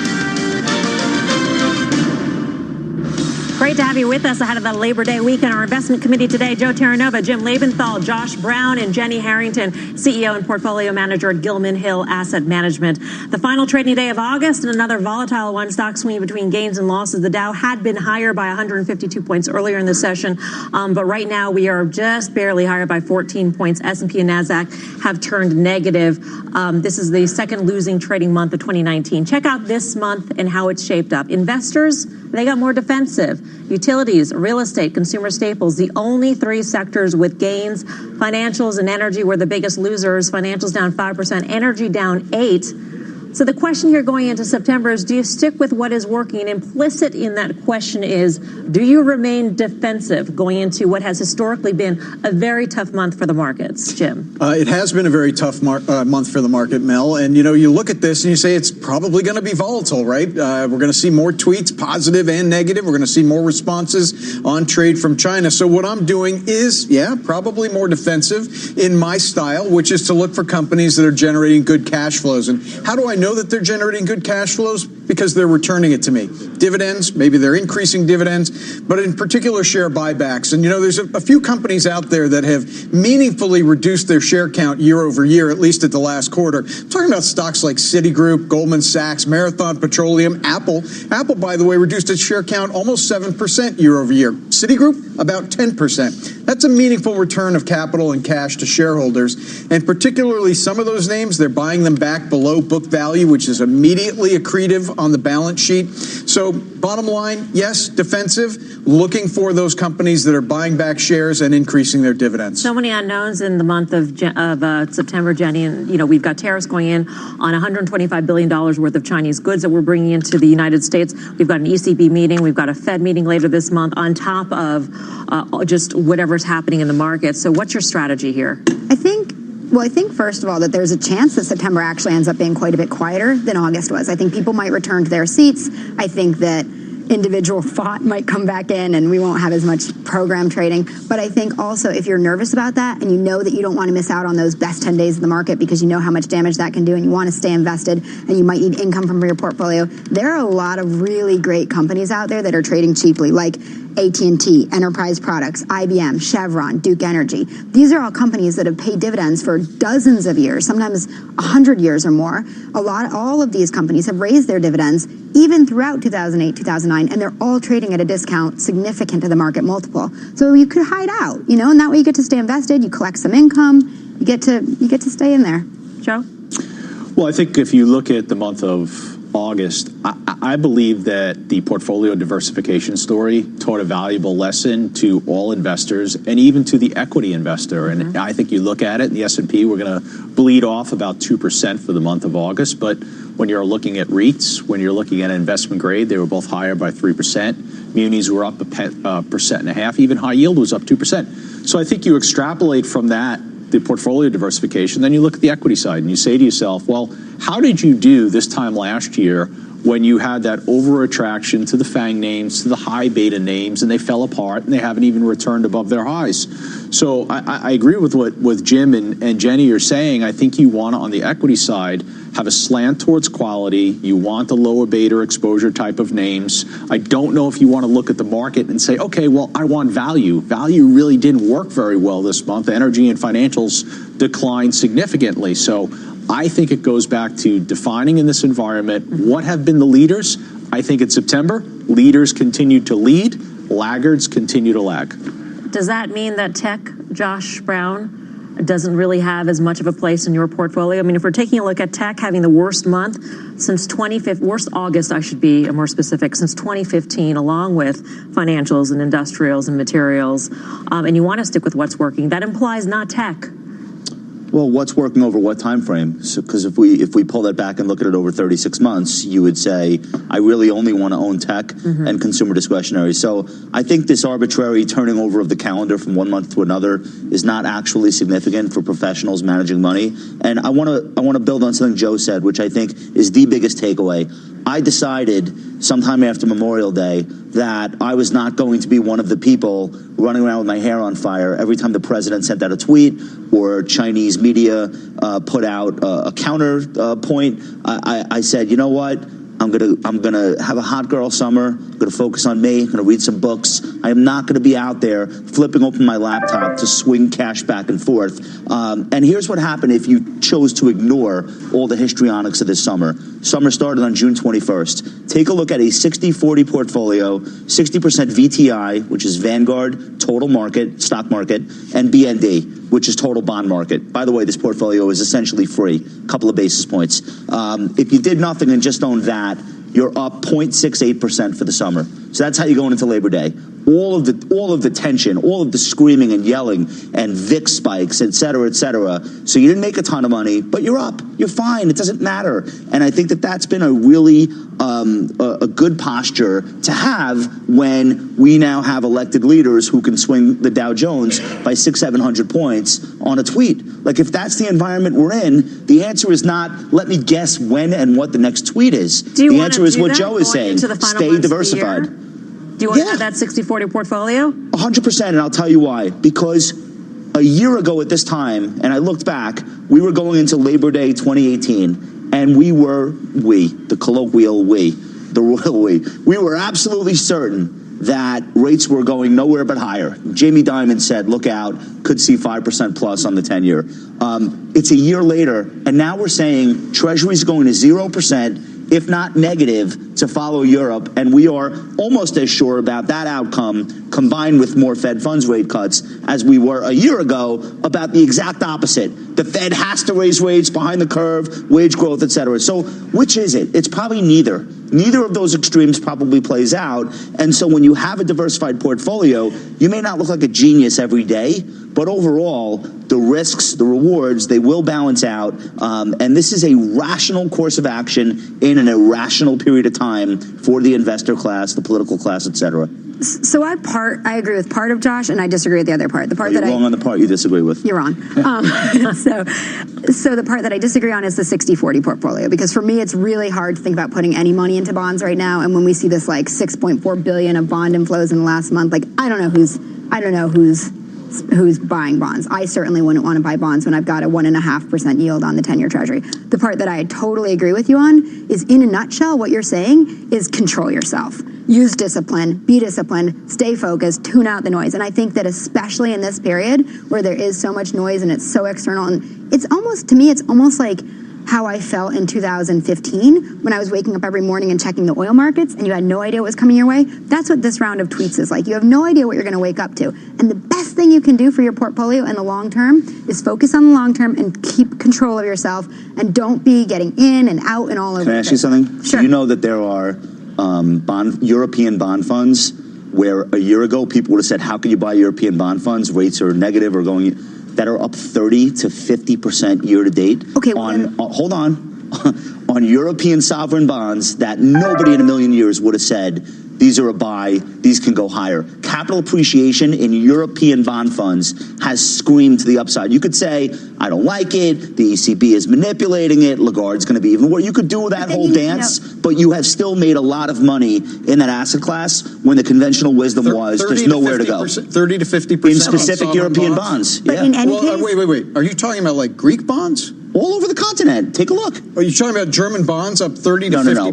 Bunds didn't have that far to go. But let's put this into perspective. You're not getting 30 to 50% on bonds. Not adjusted for currency. Not adjusted for currency. Greek sovereign bonds now trade at a lower nominal yield than U.S. Treasury. Yeah, great. You could say it shouldn't be that way. I agree. It is that way, and people have made money in in that asset class. Josh, I'm going to call negative yields what they should be called. Semper Augustus, okay? And I think you know what I mean by that. Semper Augustus was the name of the most expensive tulip during the tulip mania in Dutch, back in the 17th century Netherlands. That's what we've got going on with bonds right now. Anybody buying bonds at negative yields, now I'm talking about negative yielding bonds, anybody doing that is saying, I'm going to sell these bonds to a greater fool than me. Not a game I'm ever going to play. Now, I think your 60-40 plan is a good one. I'd make one slight modification to it, which is the 40% bonds. Why don't you just put that in cash? Because you're not getting Fed funds rate you're not really getting Fed funds anything. rate is 2%. It's one of the highest rates in the world. Fine, so buy a money market and lock up 2% I'm not disagreeing. or 1.9. And bonds are a spectrum of different maturities this and different yields. conversation is kind of nuts. I mean, I'm talking to 4 people who manage money, who pick stocks for a living, basically, who guide people in choosing their portfolios. You're saying, I do 40% in cash. Well, look, 40% why? in cash. Okay, when was the last time you said that, Jim Lebenthal? Well, okay, First off, does that indicate bad how you feel advice. about where Municipal bonds yielding significantly more than cash. They're yielding with a tax-free 2%. component. They're not yielding 2% until you get past 10-year maturities. You can absolutely build bond ladders. You can absolutely find yield. Jenny's doing it every day in dividend-yielding stocks. Hey, Josh, I know something about municipal bonds, okay? So just hold on a second. I know you know quite a bit. Okay. I'm making the point that cash is not the only way to earn a yield. I think we all would agree with that statement. 2%. And you can build a fixed income-oriented portfolio that makes money. What are your thoughts on this conversation? Hi, Mel. How are you? I think we're making a mistake in this conversation. We're talking about 40% exposure to bonds, and we're classifying it as government bonds. That's a mistake. Correct. Let's talk about corporate bonds. High yield, corporate. So if you think about U.S. equities in the financial industry, the source of opportunity as an investor has been on the debt side versus the equity side. Everyone keeps talking about financial equities, lousy place to be, muted returns. The debt of financial institutions has been the place to be. So let's kind of take the conversation and let's move it in the right place. Corporate conditions are in a strong place. We are not going to see, with lower private sector borrowing costs that we suspect they're going to continue to fall, you're not going to see a growth in defaults. If you have lenders that are willing to extend maturities, you're okay on the default side. So you're going to have a lot of debt offerings for S&P 500 companies. I would argue you want to take advantage of that because you're utilizing that as a diversification tool. Government bonds, that's part of the equation that I don't think belongs in a conversation about 40% exposure in your portfolio. Joe, I just do not want 2.5% 10-year corporate debt, single A-rated debt, in a world where I can go buy the DVY, the iShares dividend. It's not a binary yes or no for on that, though. 3.5%. Hold on. I mean, here's my point. Let me make this very clear. Let's say you bought interest preferreds rates with are that. too low. Fine. Interest rates are too low. We all Don't understand sell that. me bonds. I'm not buying them. I'm not selling you bonds. You are. You're selling me 40% bonds. Oy vey. Jim, if you built a portfolio that was geared toward fixed income, not just the upside of the equity market, but you incorporated things, to Joe's point, like investment grade, like high yield corporate debt, if you incorporated some municipal bonds, if you incorporated international bonds, and then threw in things like preferreds. Have you seen a chart of the preferred stock universe year to date of 30-40%? It's an incredible diversifier. It has some equity-like component to it, but you're getting yield there, and people are chasing it higher after you've bought it. Last word to Jenny here. Here's the thing, though. As the client, as your average client in a 60-40 portfolio, I think, at least my average client is, they want that 40% for the income, for the safety. They're not looking for it. Okay, and that's a different point, right? So no, it's not. You're using it for ballast. You're using it as dry powder. So when there's an event in the equity market, like we had in December, you have some component of your portfolio that you could do buying with. And Use cash instead. I agree. Use cash instead. But what if you didn't? You don't get enough yield pickup to go out 5-10 years on bonds. But if you've got a flat yield curve. Come on, Josh, you're smarter than this. You know what a flat yield curve means. If you built a portfolio over the course of years, not today, or yesterday. Well, we're here today. You've done incredibly well. We're But so here should today. you abandon every fixed income sector? I'm living in the market conditions of today. You're right that a year ago, you're right. That was absolutely the right call when Jamie Dimon was calling for 4.5%. Josh, you're absolutely right. So today it's that the was wrong a year ago. At 1.45% on the 10-year Treasury. Can they not go? I'm not saying they're going negative. Can they not? Why can do they you not go negative? Isn't it possible? Who cares? Great. Well, if you're long, it matters. It can go from absurdly low to like ridiculously low. Why don't we go plaid? You know, to quote Spaceballs, for those of you who don't get that. But here's the point. We have a commodity trader sitting on the desk next to us. He's seen sugar traded a penny. Yeah. At a penny. And we're saying things can't happen. That's what you're investing for, sugar at a penny? I'm telling you that as long as I'm telling you that if you bury them in your backyard. If you are looking at a portfolio as a total return vehicle, so to Jenny's point, you are not getting enough current yield out of a conservative bond portfolio to fund anything. We all agree on this premise. But what if we're saying we're looking for total return on this portfolio, which might mean that when bills come due for a retiree, they have to sell down some equity or they have to sell down some bonds rather than pull that income out. That is what financial advisors in this country are doing for millions of people that are in retirement or close every day. We have no choice. So I appreciate the world that you want to live in, where yields are paying you for the real risk that you're taking. We just don't live in that world today, and I don't know that we will. We got to move on. I do want to talk about some individual winners in the month of August. Let's talk stocks. Individual stocks. Yields. Actually, these are all yielders. Home Depot, No doubt. Boeing gaining 7%, Verizon, Merck, Coca-Cola, Walmart among the other winners here. Do you stick with these? Time to take profits. I'll start with Jim here and Boeing. You own this. They just pushed back the return of the 737 MAX to December 19th from November. So United did that. United Airlines. Sorry, United, right? yes. So that's kind of an important distinction. Boeing, as of last week, is still defending that early in the fourth quarter they're going to be flying the 737 MAX. Honestly, that sounds a little bit aggressive, but Boeing management keeps saying this. It's like the third time they say early fourth quarter. I have to believe that they're saying that because they have some inside knowledge of this. If not, they are setting themselves up for a world of trouble in terms of shareholder lawsuits. All that said, I'm going with what management is saying. The 737 MAX gets back in the air in the fourth quarter. This stock goes back to 400. And if it doesn't? Well, depends on when it comes back. If it's late fourth quarter, fine. If we're talking, hey, we don't know, maybe it's the first quarter of 2020, look out below. Jenny, are you in Boeing? No, not in Boeing. Is it too risky?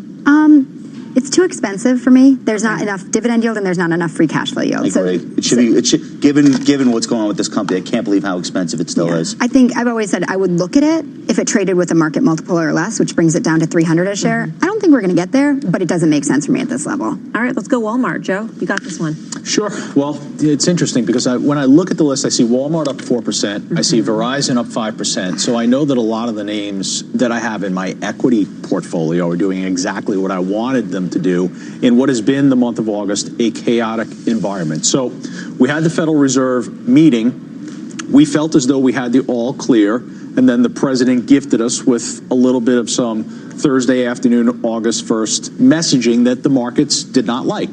That followed a lot of chaotic communications back and forth. And to have names like Verizon in your portfolio and be up 5% month to date, to have McDonald's in your portfolio, which I have 4% up, to have Walmart up 4%. I even offer the example. We talked about this yesterday. We had a gentleman on from Goldman Sachs who was talking about the FANGs and technology, didn't mention Microsoft once. You know, Microsoft for the month of August is actually higher. Yeah. So think about it. I think it's a mindset where you want a quality focus in your equity portfolio. I think that's the environment that we're in right now. I think it's the right environment. And I think it goes back to the beta exposure. You want to make sure your exposure there is lower than it has been in the 12 months prior. What we've seen, at least in the retailers, is this sort of Well, we've seen pain overall for the sector, but the ones that are doing well are the ones that are sort of the discounters, the ones that appeal to values and bargains, like Walmart and Target and Costco. Well, it's a good point, Mel, but I mean, there are so many more losers than winners in that space. And you can identify the winners. I mean, you talk about the dollar stores, but obviously also Costco, Target, Walmart. I mean, outside of that, I just don't think you touch this space. I know we're going to talk about Ulta later on. I don't need to steal that thunder now, but I mean, it's just another one of these stories where somebody with brick and mortar retail, the stock got ahead of itself, the business isn't as good as everybody hoped, and it's probably not going to get better.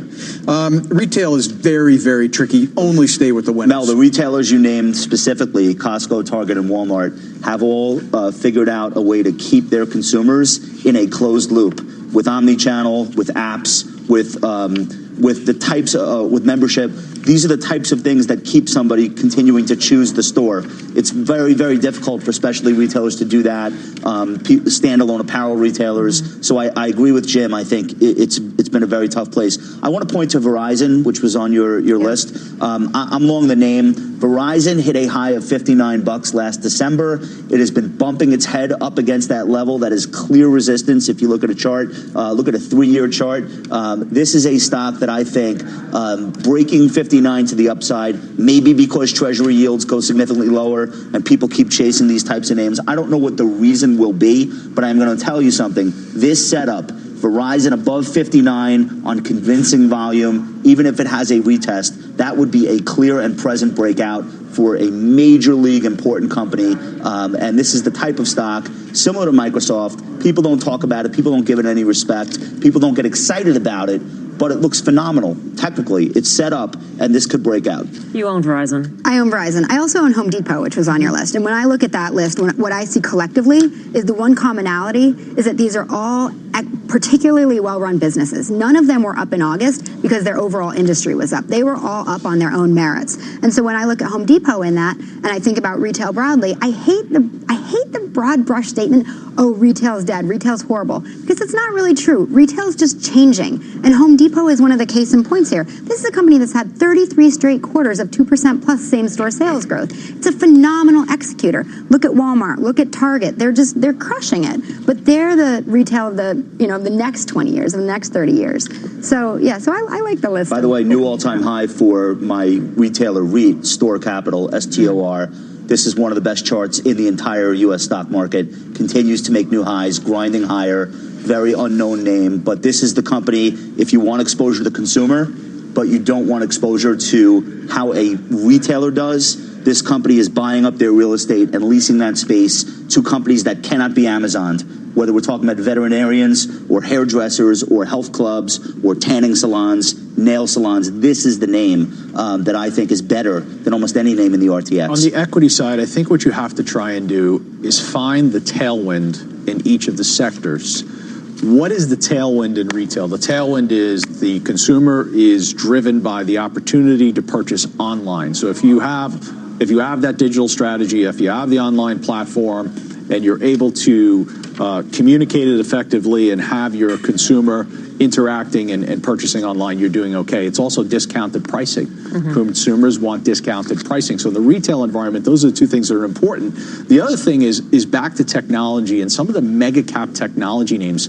I go back to at mega cap technology, I think what's important right now is capital allocation.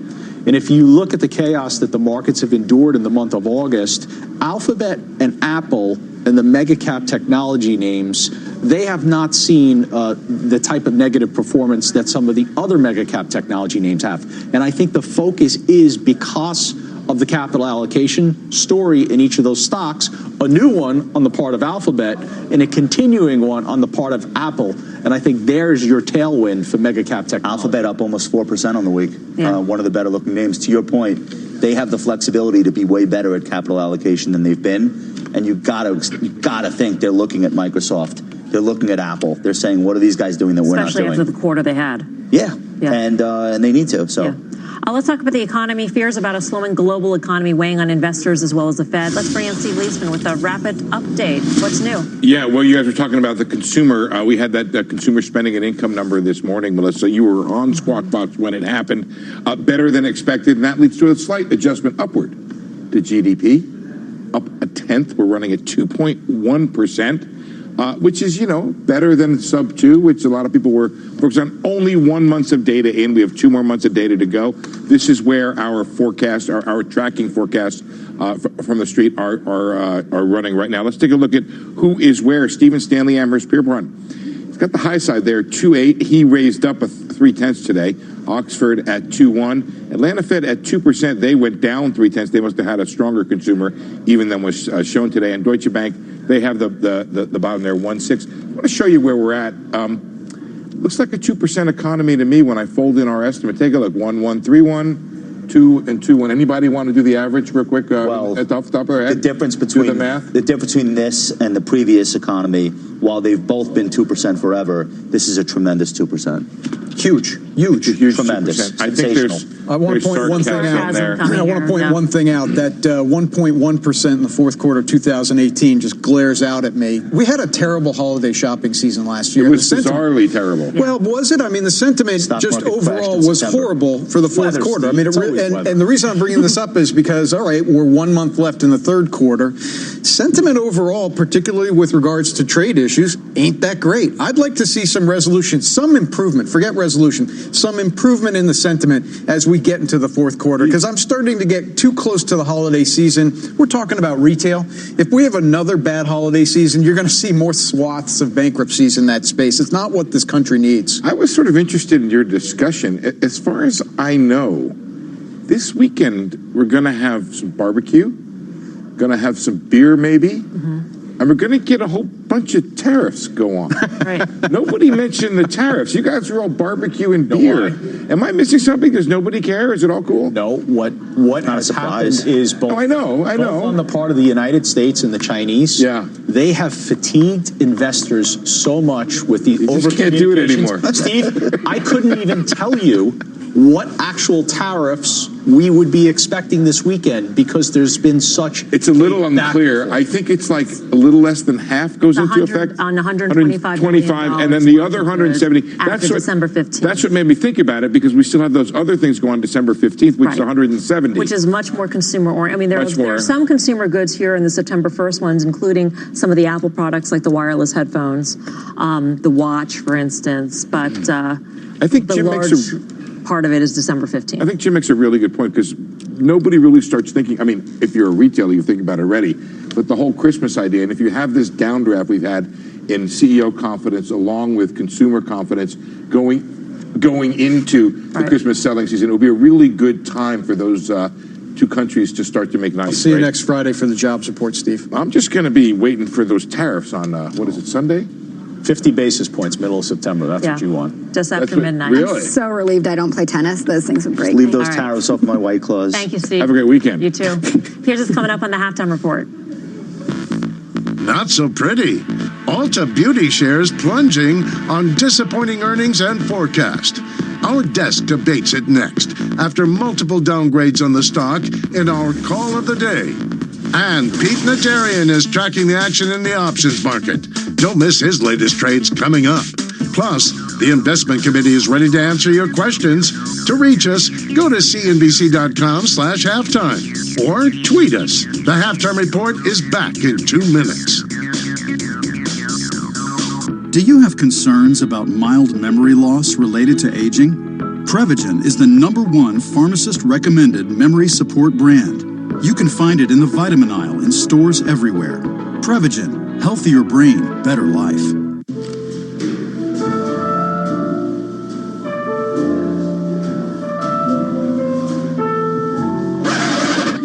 Yo, DJ, can I put in my class? Don't have no sense about this. Can't take no class about this.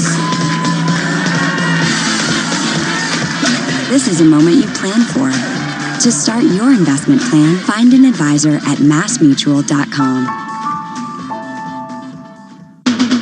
At Fidelity, we believe your money should always be working harder. That's why your cash automatically goes into a money market fund when you open a new account. Just another reminder of the value you'll find at Fidelity. Open an account today. Should you be selling stocks or selling bonds right now? If you don't have a financial plan, this could be a call to action to go get yourself a plan. If you're feeling nervous, how about raising cash? I think a lot of people who prune their portfolios at times like this, they forget to look at the tax consequences. If you're able to tap liquidity from qualified or retirement accounts, then that's a place to go look so you don't realize capital gains on the sale of your assets. Biggest thing people should not do? Panic. Panic, all right. This is Kate. Hey. She takes 2 prescriptions. Kate's son Jack takes 1 too. Kate works hard and thought she had good insurance. But she still pays too much. That's no good. So Kate downloaded the GoodRx app. Now she can compare prescription prices to find the best discounts. She even beats her insurance price. Good for you, Kate. Good for you. GoodRx. Stop paying too much for your prescriptions. Download the free app today. I finally got to start my career, except that I was spending thousands of dollars on interest on my student loans and I needed to refinance. And then I found Credible.com. Within just a few minutes, I had actual rates from lots of lenders. Now I'm saving thousands of dollars and I'll be out of debt much sooner. And I can focus on my future. It was so easy, I wish I had done it years ago. Visit Credible.com to see how much you could save on your student loans.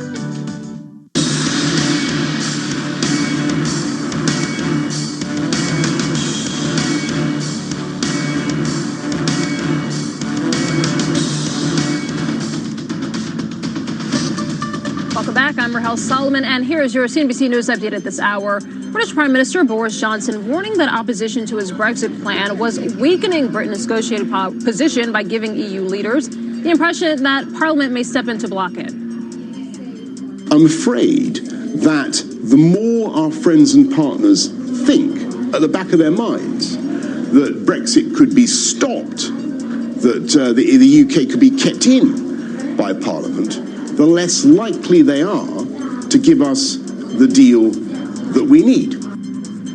Opponents of the Keystone Pipeline are asking the Nebraska Supreme Court to reconsider its ruling. So that ruling upheld state regulators' decision to approve the project. They filed that motion on Thursday. And Jim Lavelle, who escorted President Kennedy's assassin just moments before he was fatally shot, has died at the age of 99. Lavelle, in his light-colored suit and white Stetson, is seen with his hand on Lee Harvey Oswald as Jack Ruby shot him at close range on live TV in 1963. And that is the CNBC News update at this hour. Melissa, I'll send it back to you. Rahel, thank you. Rahel Solomon. Let's get to our call of the day. Shares of Ulta Beauty plunging after its earnings miss. The cosmetics retailer also slashing its outlook for the fiscal year. The disappointing report resulted in a number of sell-side downgrades so far. Joe, you had been in this stock. You sold? Yes, I did. And if I sound morose, I am morose. Now, let's not say I sold it. That's not the story. The story is that I woke up to a stock that was down 28% this morning. Now, I understand if you're Warren Buffett. By the way, happy birthday to Warren. I think he's 88 today. Congratulations on that. I understand if you're Warren Buffett, you say to yourself, I'm long a stock 28% higher than where it is this morning. I believe in the business. Great. Let me just buy more. But that's not really the way the world works, or at least my world. So down 28%. A name I've talked about this on this show. I've mentioned it because of Gen Z. I've talked about it having momentum. I've said all the glowing and positive things you could possibly say about it. You begin to read all of the details of the earnings. You begin to look at analyst notes. You know what I did? I stopped reading them because it doesn't matter. You're in a stock that's down 28%, okay? So you get out of the stock. That's the right thing to do. For all those that are not in the stock, me selling it here, if you think that's the bottom, congratulations. Go ahead and buy it. I still think it's a quality company. I still think over the long term it's going to be good, but none of that stuff matters when you're in a stock that's down 28%. There must be instances, though, where you are in a stock, it goes down by a lot. It is a quality company. It has a good management team, and you think, you know what, this is something that they can fix. Is it that these are broader trends that seem to be out of the control of Ulta? Because what they said was color cosmetics, it's a move towards skincare and things like that, away from these sort of fashion trends. You can't stop that. Okay, so how do I know listen, everyone thought that Ulta was going to be a strong play because of Instagram. How do I know the next move is that people are going to stop wearing makeup? Who knows? It's a retailer. It's a retailer. Stop. We're going to make this even simpler than you're making it, which I appreciate. It's a retailer. Jimmy, and when it's down 20%, nothing simple. No. Don't touch this stock. I mean, look, it was a darling, okay? It was up like 25 times over 10 years. But those margins, that growth rate, they're gone. They're behind it, okay? It's got competition from Sephora. It's got competition online. It is a retailer, and it's not one of the winners anymore. This is not where you want to put your money. So two things. First of all, Joe, I'd like to say that you harvested your losses, right? No. Doesn't that sound good? No? I think it sounds good. No, we're not going out to dinner this weekend. Okay. But you're offsetting all your gains, so you don't need to pay taxes. Got it. So good. Jim, on the retailer, I think it's more than that it's just a retailer, right? It's a very fashion-based, fickle retailer. And so is Abercrombie and Fitch. So is Abercrombie. But, it's not Home Depot and Walmart aren't. That's my point, yeah. Yeah, so it's a retailer, but it's very specific to fashion trends that we have no control over. One thing that I think was interesting was last week, Estee reported. Estee blew it out of the water. And so the difference between Ulta and Estee is Ulta's 100% U.S., Estee's 45% Asia Pac, and those guys are growing at 20.5%, and then the other 23% of revenues. They've also got more presence in the skincare aspect as opposed to the color cosmetics. I think your point, though, like they're a retailer of other people's products, Right. and they're basically saying like there was a lot of innovation over the last couple of years, and now it's kind of died down. As part of my hot girl summer, I still was contouring. Real or girl? I'm still using a liquid lip.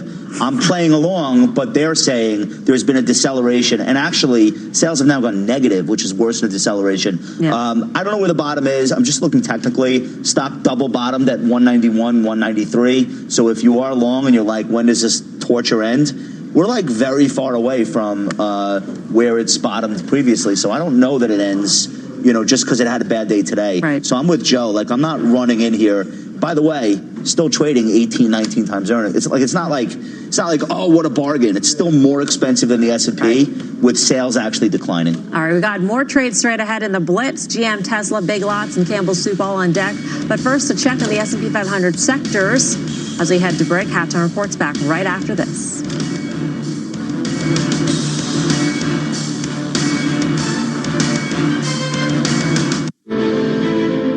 Pick up 3 packs of beers for only £21 at Asda, including Strongbow Dark Fruits, Stella Artois and Cobra. Perfect for those end-of-summer barbecues. Bring it home with Asda. Selected stores and lines, subject to availability. Stella and Strongbow, 10 440ml cans. Cobra, 12 330ml bottles. Individual packs, £9 to £10 each. Exclude Scotland drinkware. Chloe, is that you? Still lugging that old laptop round your lectures? No, my name's not Chloe, it's Claire. No, No Clarissa. one wants to be seen with an old laptop at uni. Ask Curry's PC World about a new one, like the stylish HP Envy with its light-in design. Only $749. Plus, save £100 more when you trade in your old qualifying laptop. Nice new laptop, Chloe. Thanks. It's Chloe, like the goddess. Save with instant trade-in at Curry's PC World. In-store only. See website for laptop trading qualifying criteria and evaluation. Man, it's been some summer. Feels like the carnival could go on forever. Capture the joy on your new Huawei P30 series, and it really will go on and on from just $19.99 a month with no upfront cost from Carphone Warehouse. Stretch out the long summer days with the hot phone of the moment. The Huawei P30 series, now with up to £100 cash back. Pull a switcheroo at Carphone Warehouse. Offer ends 4th of September. T's and C's and contract apply. Visit website for details. The biggest cat in the world was longer than a cricket bat. Think that's big? Tonight, the Euro Millions jackpot is an enormous £107 million. 107 million! Now that's big. Euro Millions from the National Lottery. Amazing starts here. Estimated jackpot rules and procedures apply. Players must be 16 or over. Live big and spend less on the brands you adore. And dine by the waterside. Who could want more? Lap up the savings as much as the view with Ted Baker, Hackett, Nike and Coach too. Lock Fine and Five Guys make it a date. You can shop, meet and eat every weekday till late. So sit back, unwind and let style lead the way. And give yourself a different day at Gunwharf Keys. Waterfront outlet shopping. Strength and things. Strength and things. Strength and things. Strength and things. Strength and things and strings and things. Strings and things. Strings and things.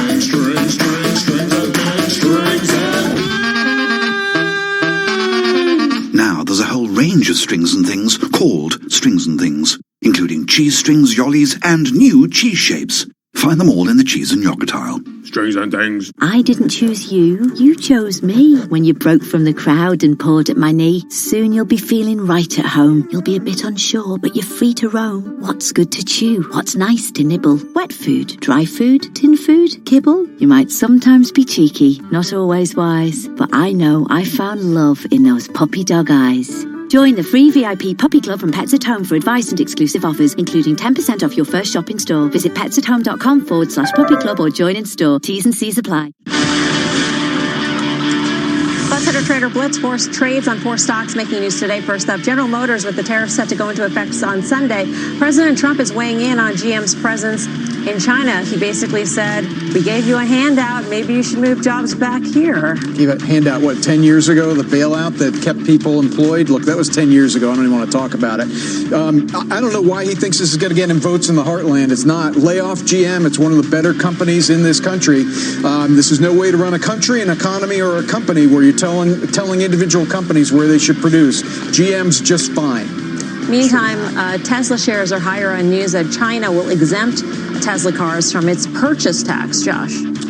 Well, look, when you get a positive headline in a name that's as heavily as shorted as Tesla, you would actually expect a lot more than what we're seeing today. So we used the term fatigue in the last block. I think there is a ton of fatigue on both sides on the Tesla story. The stock does not appear to be as volatile as it used to be to both the upside and the downside. All right. Big Lots posting a big earnings beat, saying it can successfully navigate tariff-related headwinds. Jenny. I think tariffs are the least of Big Lots' problems. Big Lots, along with a lot of other retailers, are lighting up my screen where they look really compelling on yield and valuation. But the challenge is envisioning what these companies look like in 10 years from now, and I don't see a future for Big Lots as it is. It's got a lot of work ahead of it. All right, I'm not buying it. Shares of Campbell Soup moving higher following quarterly earnings. Joe. I have a built-in childhood negative bias towards Campbell Soup. You didn't like tomato soup? I used to have to eat Campbell Soup all the time for the Campbell Soup drive, where you take the labels and you bring them into school and you get a rebate back. You did that. I know you did. Yeah. Okay. So I have a negative bias built in. The second negative bias is I just think we're a society that wants fresh options, better food. We don't want things in a can. That being said, you have to respect this quarter. The potential is there that the stock can go to 50 to 55. You take the 33 consumer staple S&P 500 companies, this one has the largest short interest at 7.56%. So significant short interest. The Goldfish, the Pepperidge Farm, snack component was good. It could go to the upside further, but I still have a negative bias. It's not his cup of noodles. Oh my God. That was good. Not really. Next up, we're answering viewer questions on Beyond Meat, Allergan, Mosaic, and more. You can reach us on cnbc.com/halftime or tweet us. The Halftime Report's back right after this. Interactive Brokers. Pick up 3 packs of beers for only £21 at Asda, including Strongbow Dark Fruits, Stella Artois and Cobra. Perfect for those end of summer barbecues. Bring it home with Asda. Selected stores and lines, subject to availability. Stella and Strongbow 10 440ml cans, Cobra 12 330ml bottles. Individual packs £9 to £10 each. Exclude Scotland drinkware. Chloe, is that you? Still lugging that old laptop round your lectures? No, my name's not Chloe, it's Claire. No one wants to be seen with an old laptop at uni. Ask Curry's PC World about a new one, like the stylish HP Envy with its light-in design. Only $749. Plus, save £100 more when you trade in your old qualifying laptop. Nice new laptop, Chloe. Thanks. It's Chloe, like the goddess. Save with instant trade-in at Curry's PC World. In-store only. See website for laptop trading qualifying criteria and evaluation. Man, it's been some summer. Feels like the carnival could go on forever. Capture the joy on your new Huawei P30 series, and it really will go on and on from just $19.99 a month with no upfront cost from Carphone Warehouse. Stretch out the long summer days with the hot phone of the moment. The Huawei P30 series, now with up to £100 cash back. Pull a switcheroo at Carphone Warehouse. Offer ends 4th of September. T's and C's and contract apply. Visit website for details. Live big and spend less on the brands you adore, and dine by the waterside. Who could want more? Lap up the savings as much as the view with Ted Baker, Hackett, Nike, and Coach too. Lock Fine and Five Guys make it a date. You can shop, meet, and eat every weekday till late. So sit back, unwind, and let style lead the way. And give yourself A different day at Gunwharf Quays. Waterfront outlet shopping. Hello, Sunil Patel here. This is a set performed by me at the Cavendish Comedy Club in London. So I get the idea of saving as well. You're supposed to like make good decisions now for your future self, but like I just don't think that guy deserves it. Like, what's he done for that? He hasn't earned that money. I've earned that money. He's done nothing for it. I've earned that money, so I'm going to keep it because I like nice things. Well, here's a message from your future self. It's easier to save if you do it the day you're paid. Payday Save Day. Building a society of savers nationwide. Welcome back to the Halftime Break. Got lots of great questions coming in. We're answering some of them right now. First up, Greg in Minneapolis asks, how do the traders feel about the safety of the dividend on some of the larger oil companies like Royal Dutch, BP, maybe even Schlumberger? Jim. I feel very good about them, particularly the super major integrateds, the Chevrons, the Royal Dutch, which I own, and the BPs. I think you'd have to see a major collapse in energy prices, like sub 45 on West Texas Intermediate, before you even want to have that conversation. They're safe. They're fine. Next up, Al from the San Gabriel Valley in California wants to know what is up with Allergan. Jenny. So we own AbbVie, so we have to like Allergan, right? We initially bought AbbVie and then increased our holdings when the Allergan deal was announced and AbbVie traded down. And part of the increasing of holdings was loving that combination. So we like Allergan, trades at 9.5 times, produces a ton of cash flow, great products. I would own it. I do own it. Next question is about Beyond Meat. Is it still overvalued, asks John in Texas. And we go to Josh, obviously. Can't believe it. Wait, it's a food question? You want me to answer it?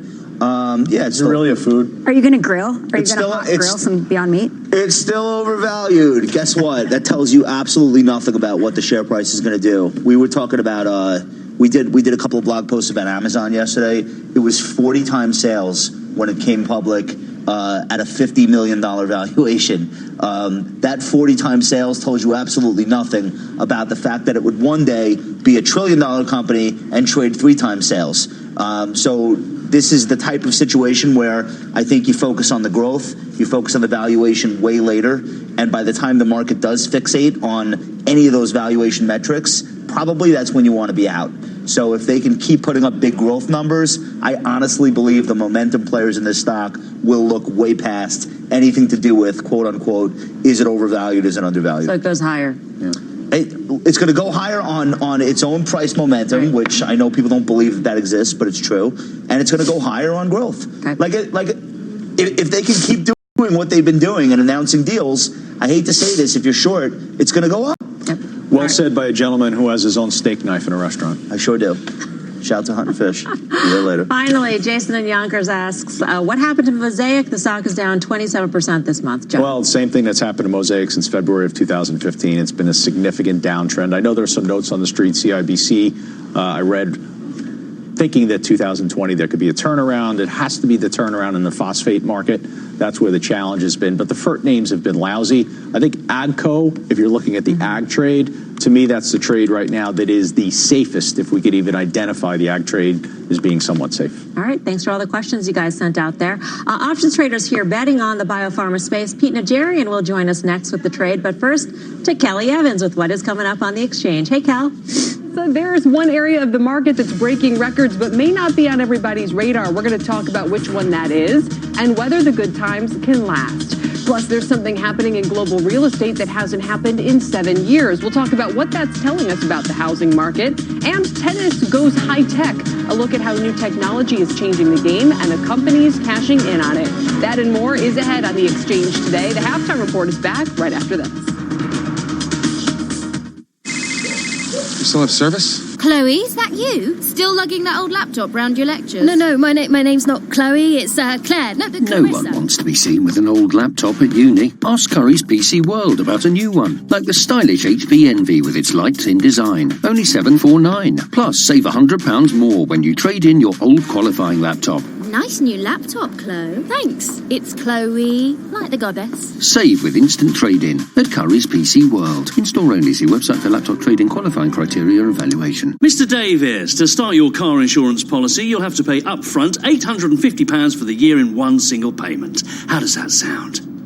£850. Yes, Mr. Davis. In one go. Yes, Mr. Davis. Today. Yes, Mr. Davis. In one single payment. Yes, Mr. Davis. What? With new Aviva Plus, we won't ask you to pay everything up front. Everyone pays monthly at no extra cost. New Aviva Plus, car insurance the way it should be. Excludes Northern Ireland. Is your laptop slowing you down? Has your tea gone cold while it starts up? Talk to Curry's PC World. You can save between £50 and £200 when you trade in your old qualifying laptop for a thin, light HP Pavilion with speedy startup. Get up to speed in no time. Bring in your old laptop, save with instant trade-in at Curry's PC World. Install only. See website for laptop trading, qualifying criteria, and evaluation. This is getting too fast for you to hear, so I'm going to stop now and get the bus home and have some nice dinner and put the cat out. For our half-price sale on a choice of floors and beds. For first-class free fitting, Carpet Right for life. Offers end Tuesday. Free fitting on selected carpets and vinyl with selected underlay. Minimum spend applies. Live big and spend less on the brands you adore. And dine by the waterside. Who could want more? Lap up the savings as much as the view. With Ted Baker, Hackett, Nike and Coach too. Lock Fine and Five Guys make it a date. You can shop, meet and eat every weekday till late. So sit back, unwind, and let style lead the way. And give yourself a different day at Gunwharf Quays. Waterfront outlet shopping. From the moment I saw you, the last of the litter, I knew you were the one, and would soon hear the pitter-patter of tiny paws on our kitchen floor, and tiny scratches on the bedroom door. You might sometimes be mischievous, sometimes be shy, but I know I found love in those kitten cat eyes. Join the free VIP Kitten Club from Pets at Home for advice and exclusive offers, including 10% off your first shop in store. Visit petsathome.com/kitten club or join in store. T's and C's apply.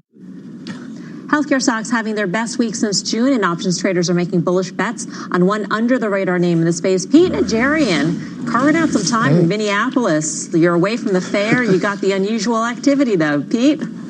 Yeah, I'm just coming from the fair, as a matter of fact, Mel. But yeah, in this stock, this biotech stock, Exelixis, it's interesting because it's not a name that ever gets talked about. I don't really remember ever hearing that anyway. EXEL. Very interesting to see this, though, because it jumped on our screens pretty early in the trading day today, buying the October 22 strike calls. About 8,000 of those trading, Mel. They were buying them starting in the 45-cent range, moved up to all the way towards 80 cents.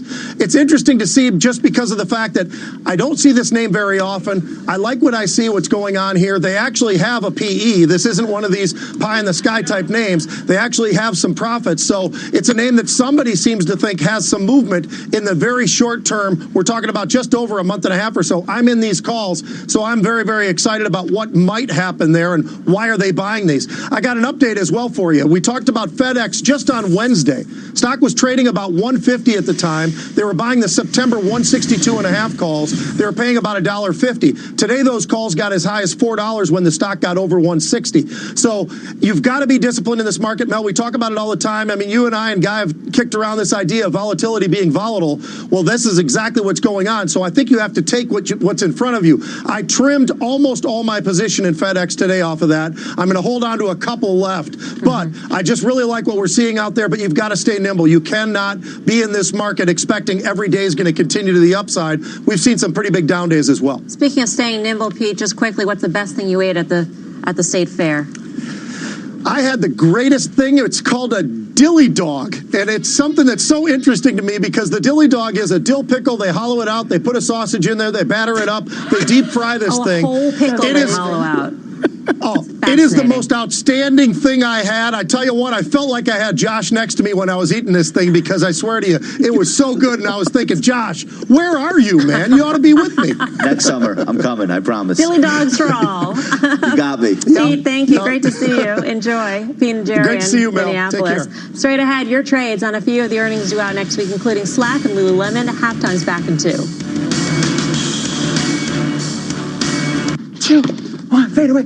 Pick up 3 packs of beers for only £21 at Asda, including Strongbow Dark Fruits, Stella Artois and Cobra. Perfect for those end of summer barbecues. Bring it home with Asda. Selected stores and lines, subject to availability. Stella and Strongbow 10 440ml cans, Cobra 12 330ml bottles, individual packs £9 to £10 each. Excludes Scotland drinkware. Chloe, is that you? Still lugging that old laptop round your lectures? No, my name's not Chloe, it's Claire. No, No one wants to be seen with an old laptop at uni. Ask Curry's PC World about a new one, like the stylish HP Envy with its light in design. Only $749. Plus, save £100 more when you trade in your old qualifying laptop. Nice new laptop, Chloe. Thanks. It's Chloe, like the goddess. Save with instant trade-in at Curry's PC World. In-store only. See website for laptop trading qualifying criteria and evaluation. Please state your reason for this call. I would like to end my home insurance policy. Please state your reason for this call.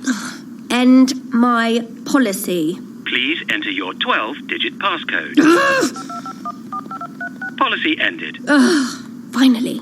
To confirm end of policy, please enter credit card details and pay £50. With Aviva Plus home insurance, you can pay monthly at no extra cost and with no cancellation charges. New Aviva Plus. Insurance the way it should be. Excludes Northern Ireland. Is your laptop slowing you down? Has your tea gone cold while it starts up? Talk to Curry's PC World. You can save between £50 and £200 when you trade in your old qualifying laptop for a thin, light HP Pavilion with speedy startup. Get up to speed in no time. Bring in your old laptop, save with instant trade-in at Curry's PC World. In-store only. See website for laptop trading qualifying criteria and evaluation. This is getting too fast for you to hear, so I'm going to stop now and get the bus home and have some nice dinner and put the cat out. For our half-price sale on a choice of floors and beds. For first-class free fitting, Carpet Right for life. Offers end Tuesday. Free fitting on selected carpets and vinyl with selected underlay. Minimum spend applies. Let's get to some of the earnings on deck for next week. Slack is out Wednesday, Lululemon on Thursday. Starting with Slack under some pressure. Josh, you own this one. Yeah, let me put this gently. Slack is not what you'd call an earnings story, per se. I own the stock. I'm actually hoping they, quote-unquote, disappoint the street. If it gets a 2 handle or a mid-2s handle, I'll be buying more of it. This is a very long-term investment for me. I don't think the valuation when it came public was reasonable. I'm glad it's fallen. I hope it falls a little bit further. And I love a reset of expectations on the first earnings report. I don't dislike that. So that's what I'm looking for currently. Let's go to Lulu, Joe. Reports on Thursday, online was up 60%. That's obviously been the story. Calvin McDonald has done just a fantastic job in transitioning things. The concern here, if there is any, would be on profit margins. There was a shift in terms of shipping from air freight to ground. That has to do with some of the tariffs. If profit margins are not what the street expected, then you could expect a fallback, but I am in this stock. Is this a retailer you like? No. Just because of price. Just because of price. And look, you can lambaste me for that, but we just had a conversation about Ulta, which was a multi-year darling and then has hit an air pocket of considerable size. I'm not saying that's what's going to happen with Lululemon. What I am saying is trades at about 35 times earnings. It's up 50% on the year. If you're in this stock or you're thinking of buying it today, what are you looking for? What sort of outsized results are you looking for that's going to propel it even higher? There's an asymmetric risk here. It's not to the upside. Final trades up next on the half. Pick up 3 packs of beers for only £21 at Asda, including Strongbow Dark Fruits, Stella Artois and Cobra. Perfect for those end of summer barbecues. Bring it home with Asda. Selected stores and lines, subject to availability. Stella and Strongbow 10 440ml cans, Cobra 12 330ml bottles, individual packs £9 to £10 each. Excludes Scotland drinkware. Chloe, is that you? Still lugging that old laptop round your lectures? No, my name's not Chloe, it's Claire. No one wants to be seen with an old laptop at uni. Ask Curry's PC World about a new one, like the stylish HP Envy with its light in design. Only $749. Plus, save £100 more when you trade in your old qualifying laptop. Nice new laptop, Chloe. Thanks. It's Chloe, like the goddess. Save with instant trade-in at Curry's PC World. In-store only. See website for laptop trading qualifying criteria and evaluation. Please state your reason for this call. I would like to end my home insurance policy. Please state your reason for this call. End my policy. Please enter your 12-digit passcode. Policy ended. Finally. To confirm end of policy, please enter credit card details and pay £50. With Aviva Plus home insurance, you can pay monthly at no extra cost and with no cancellation charges. New Aviva Plus. Insurance the way it should be. Excludes Northern Ireland. Is your laptop slowing you down? Has your tea gone cold while it starts up? Talk to Curry's PC World. You can save between £50 and £200 when you trade in your old qualifying laptop for a thin, light HP Pavilion with speedy startup. Get up to speed in no time. Bring in your old laptop, save with instant trade-in at Curry's PC World. In-store only. See website for laptop trade-in qualifying criteria and evaluation. This is getting too fast for you.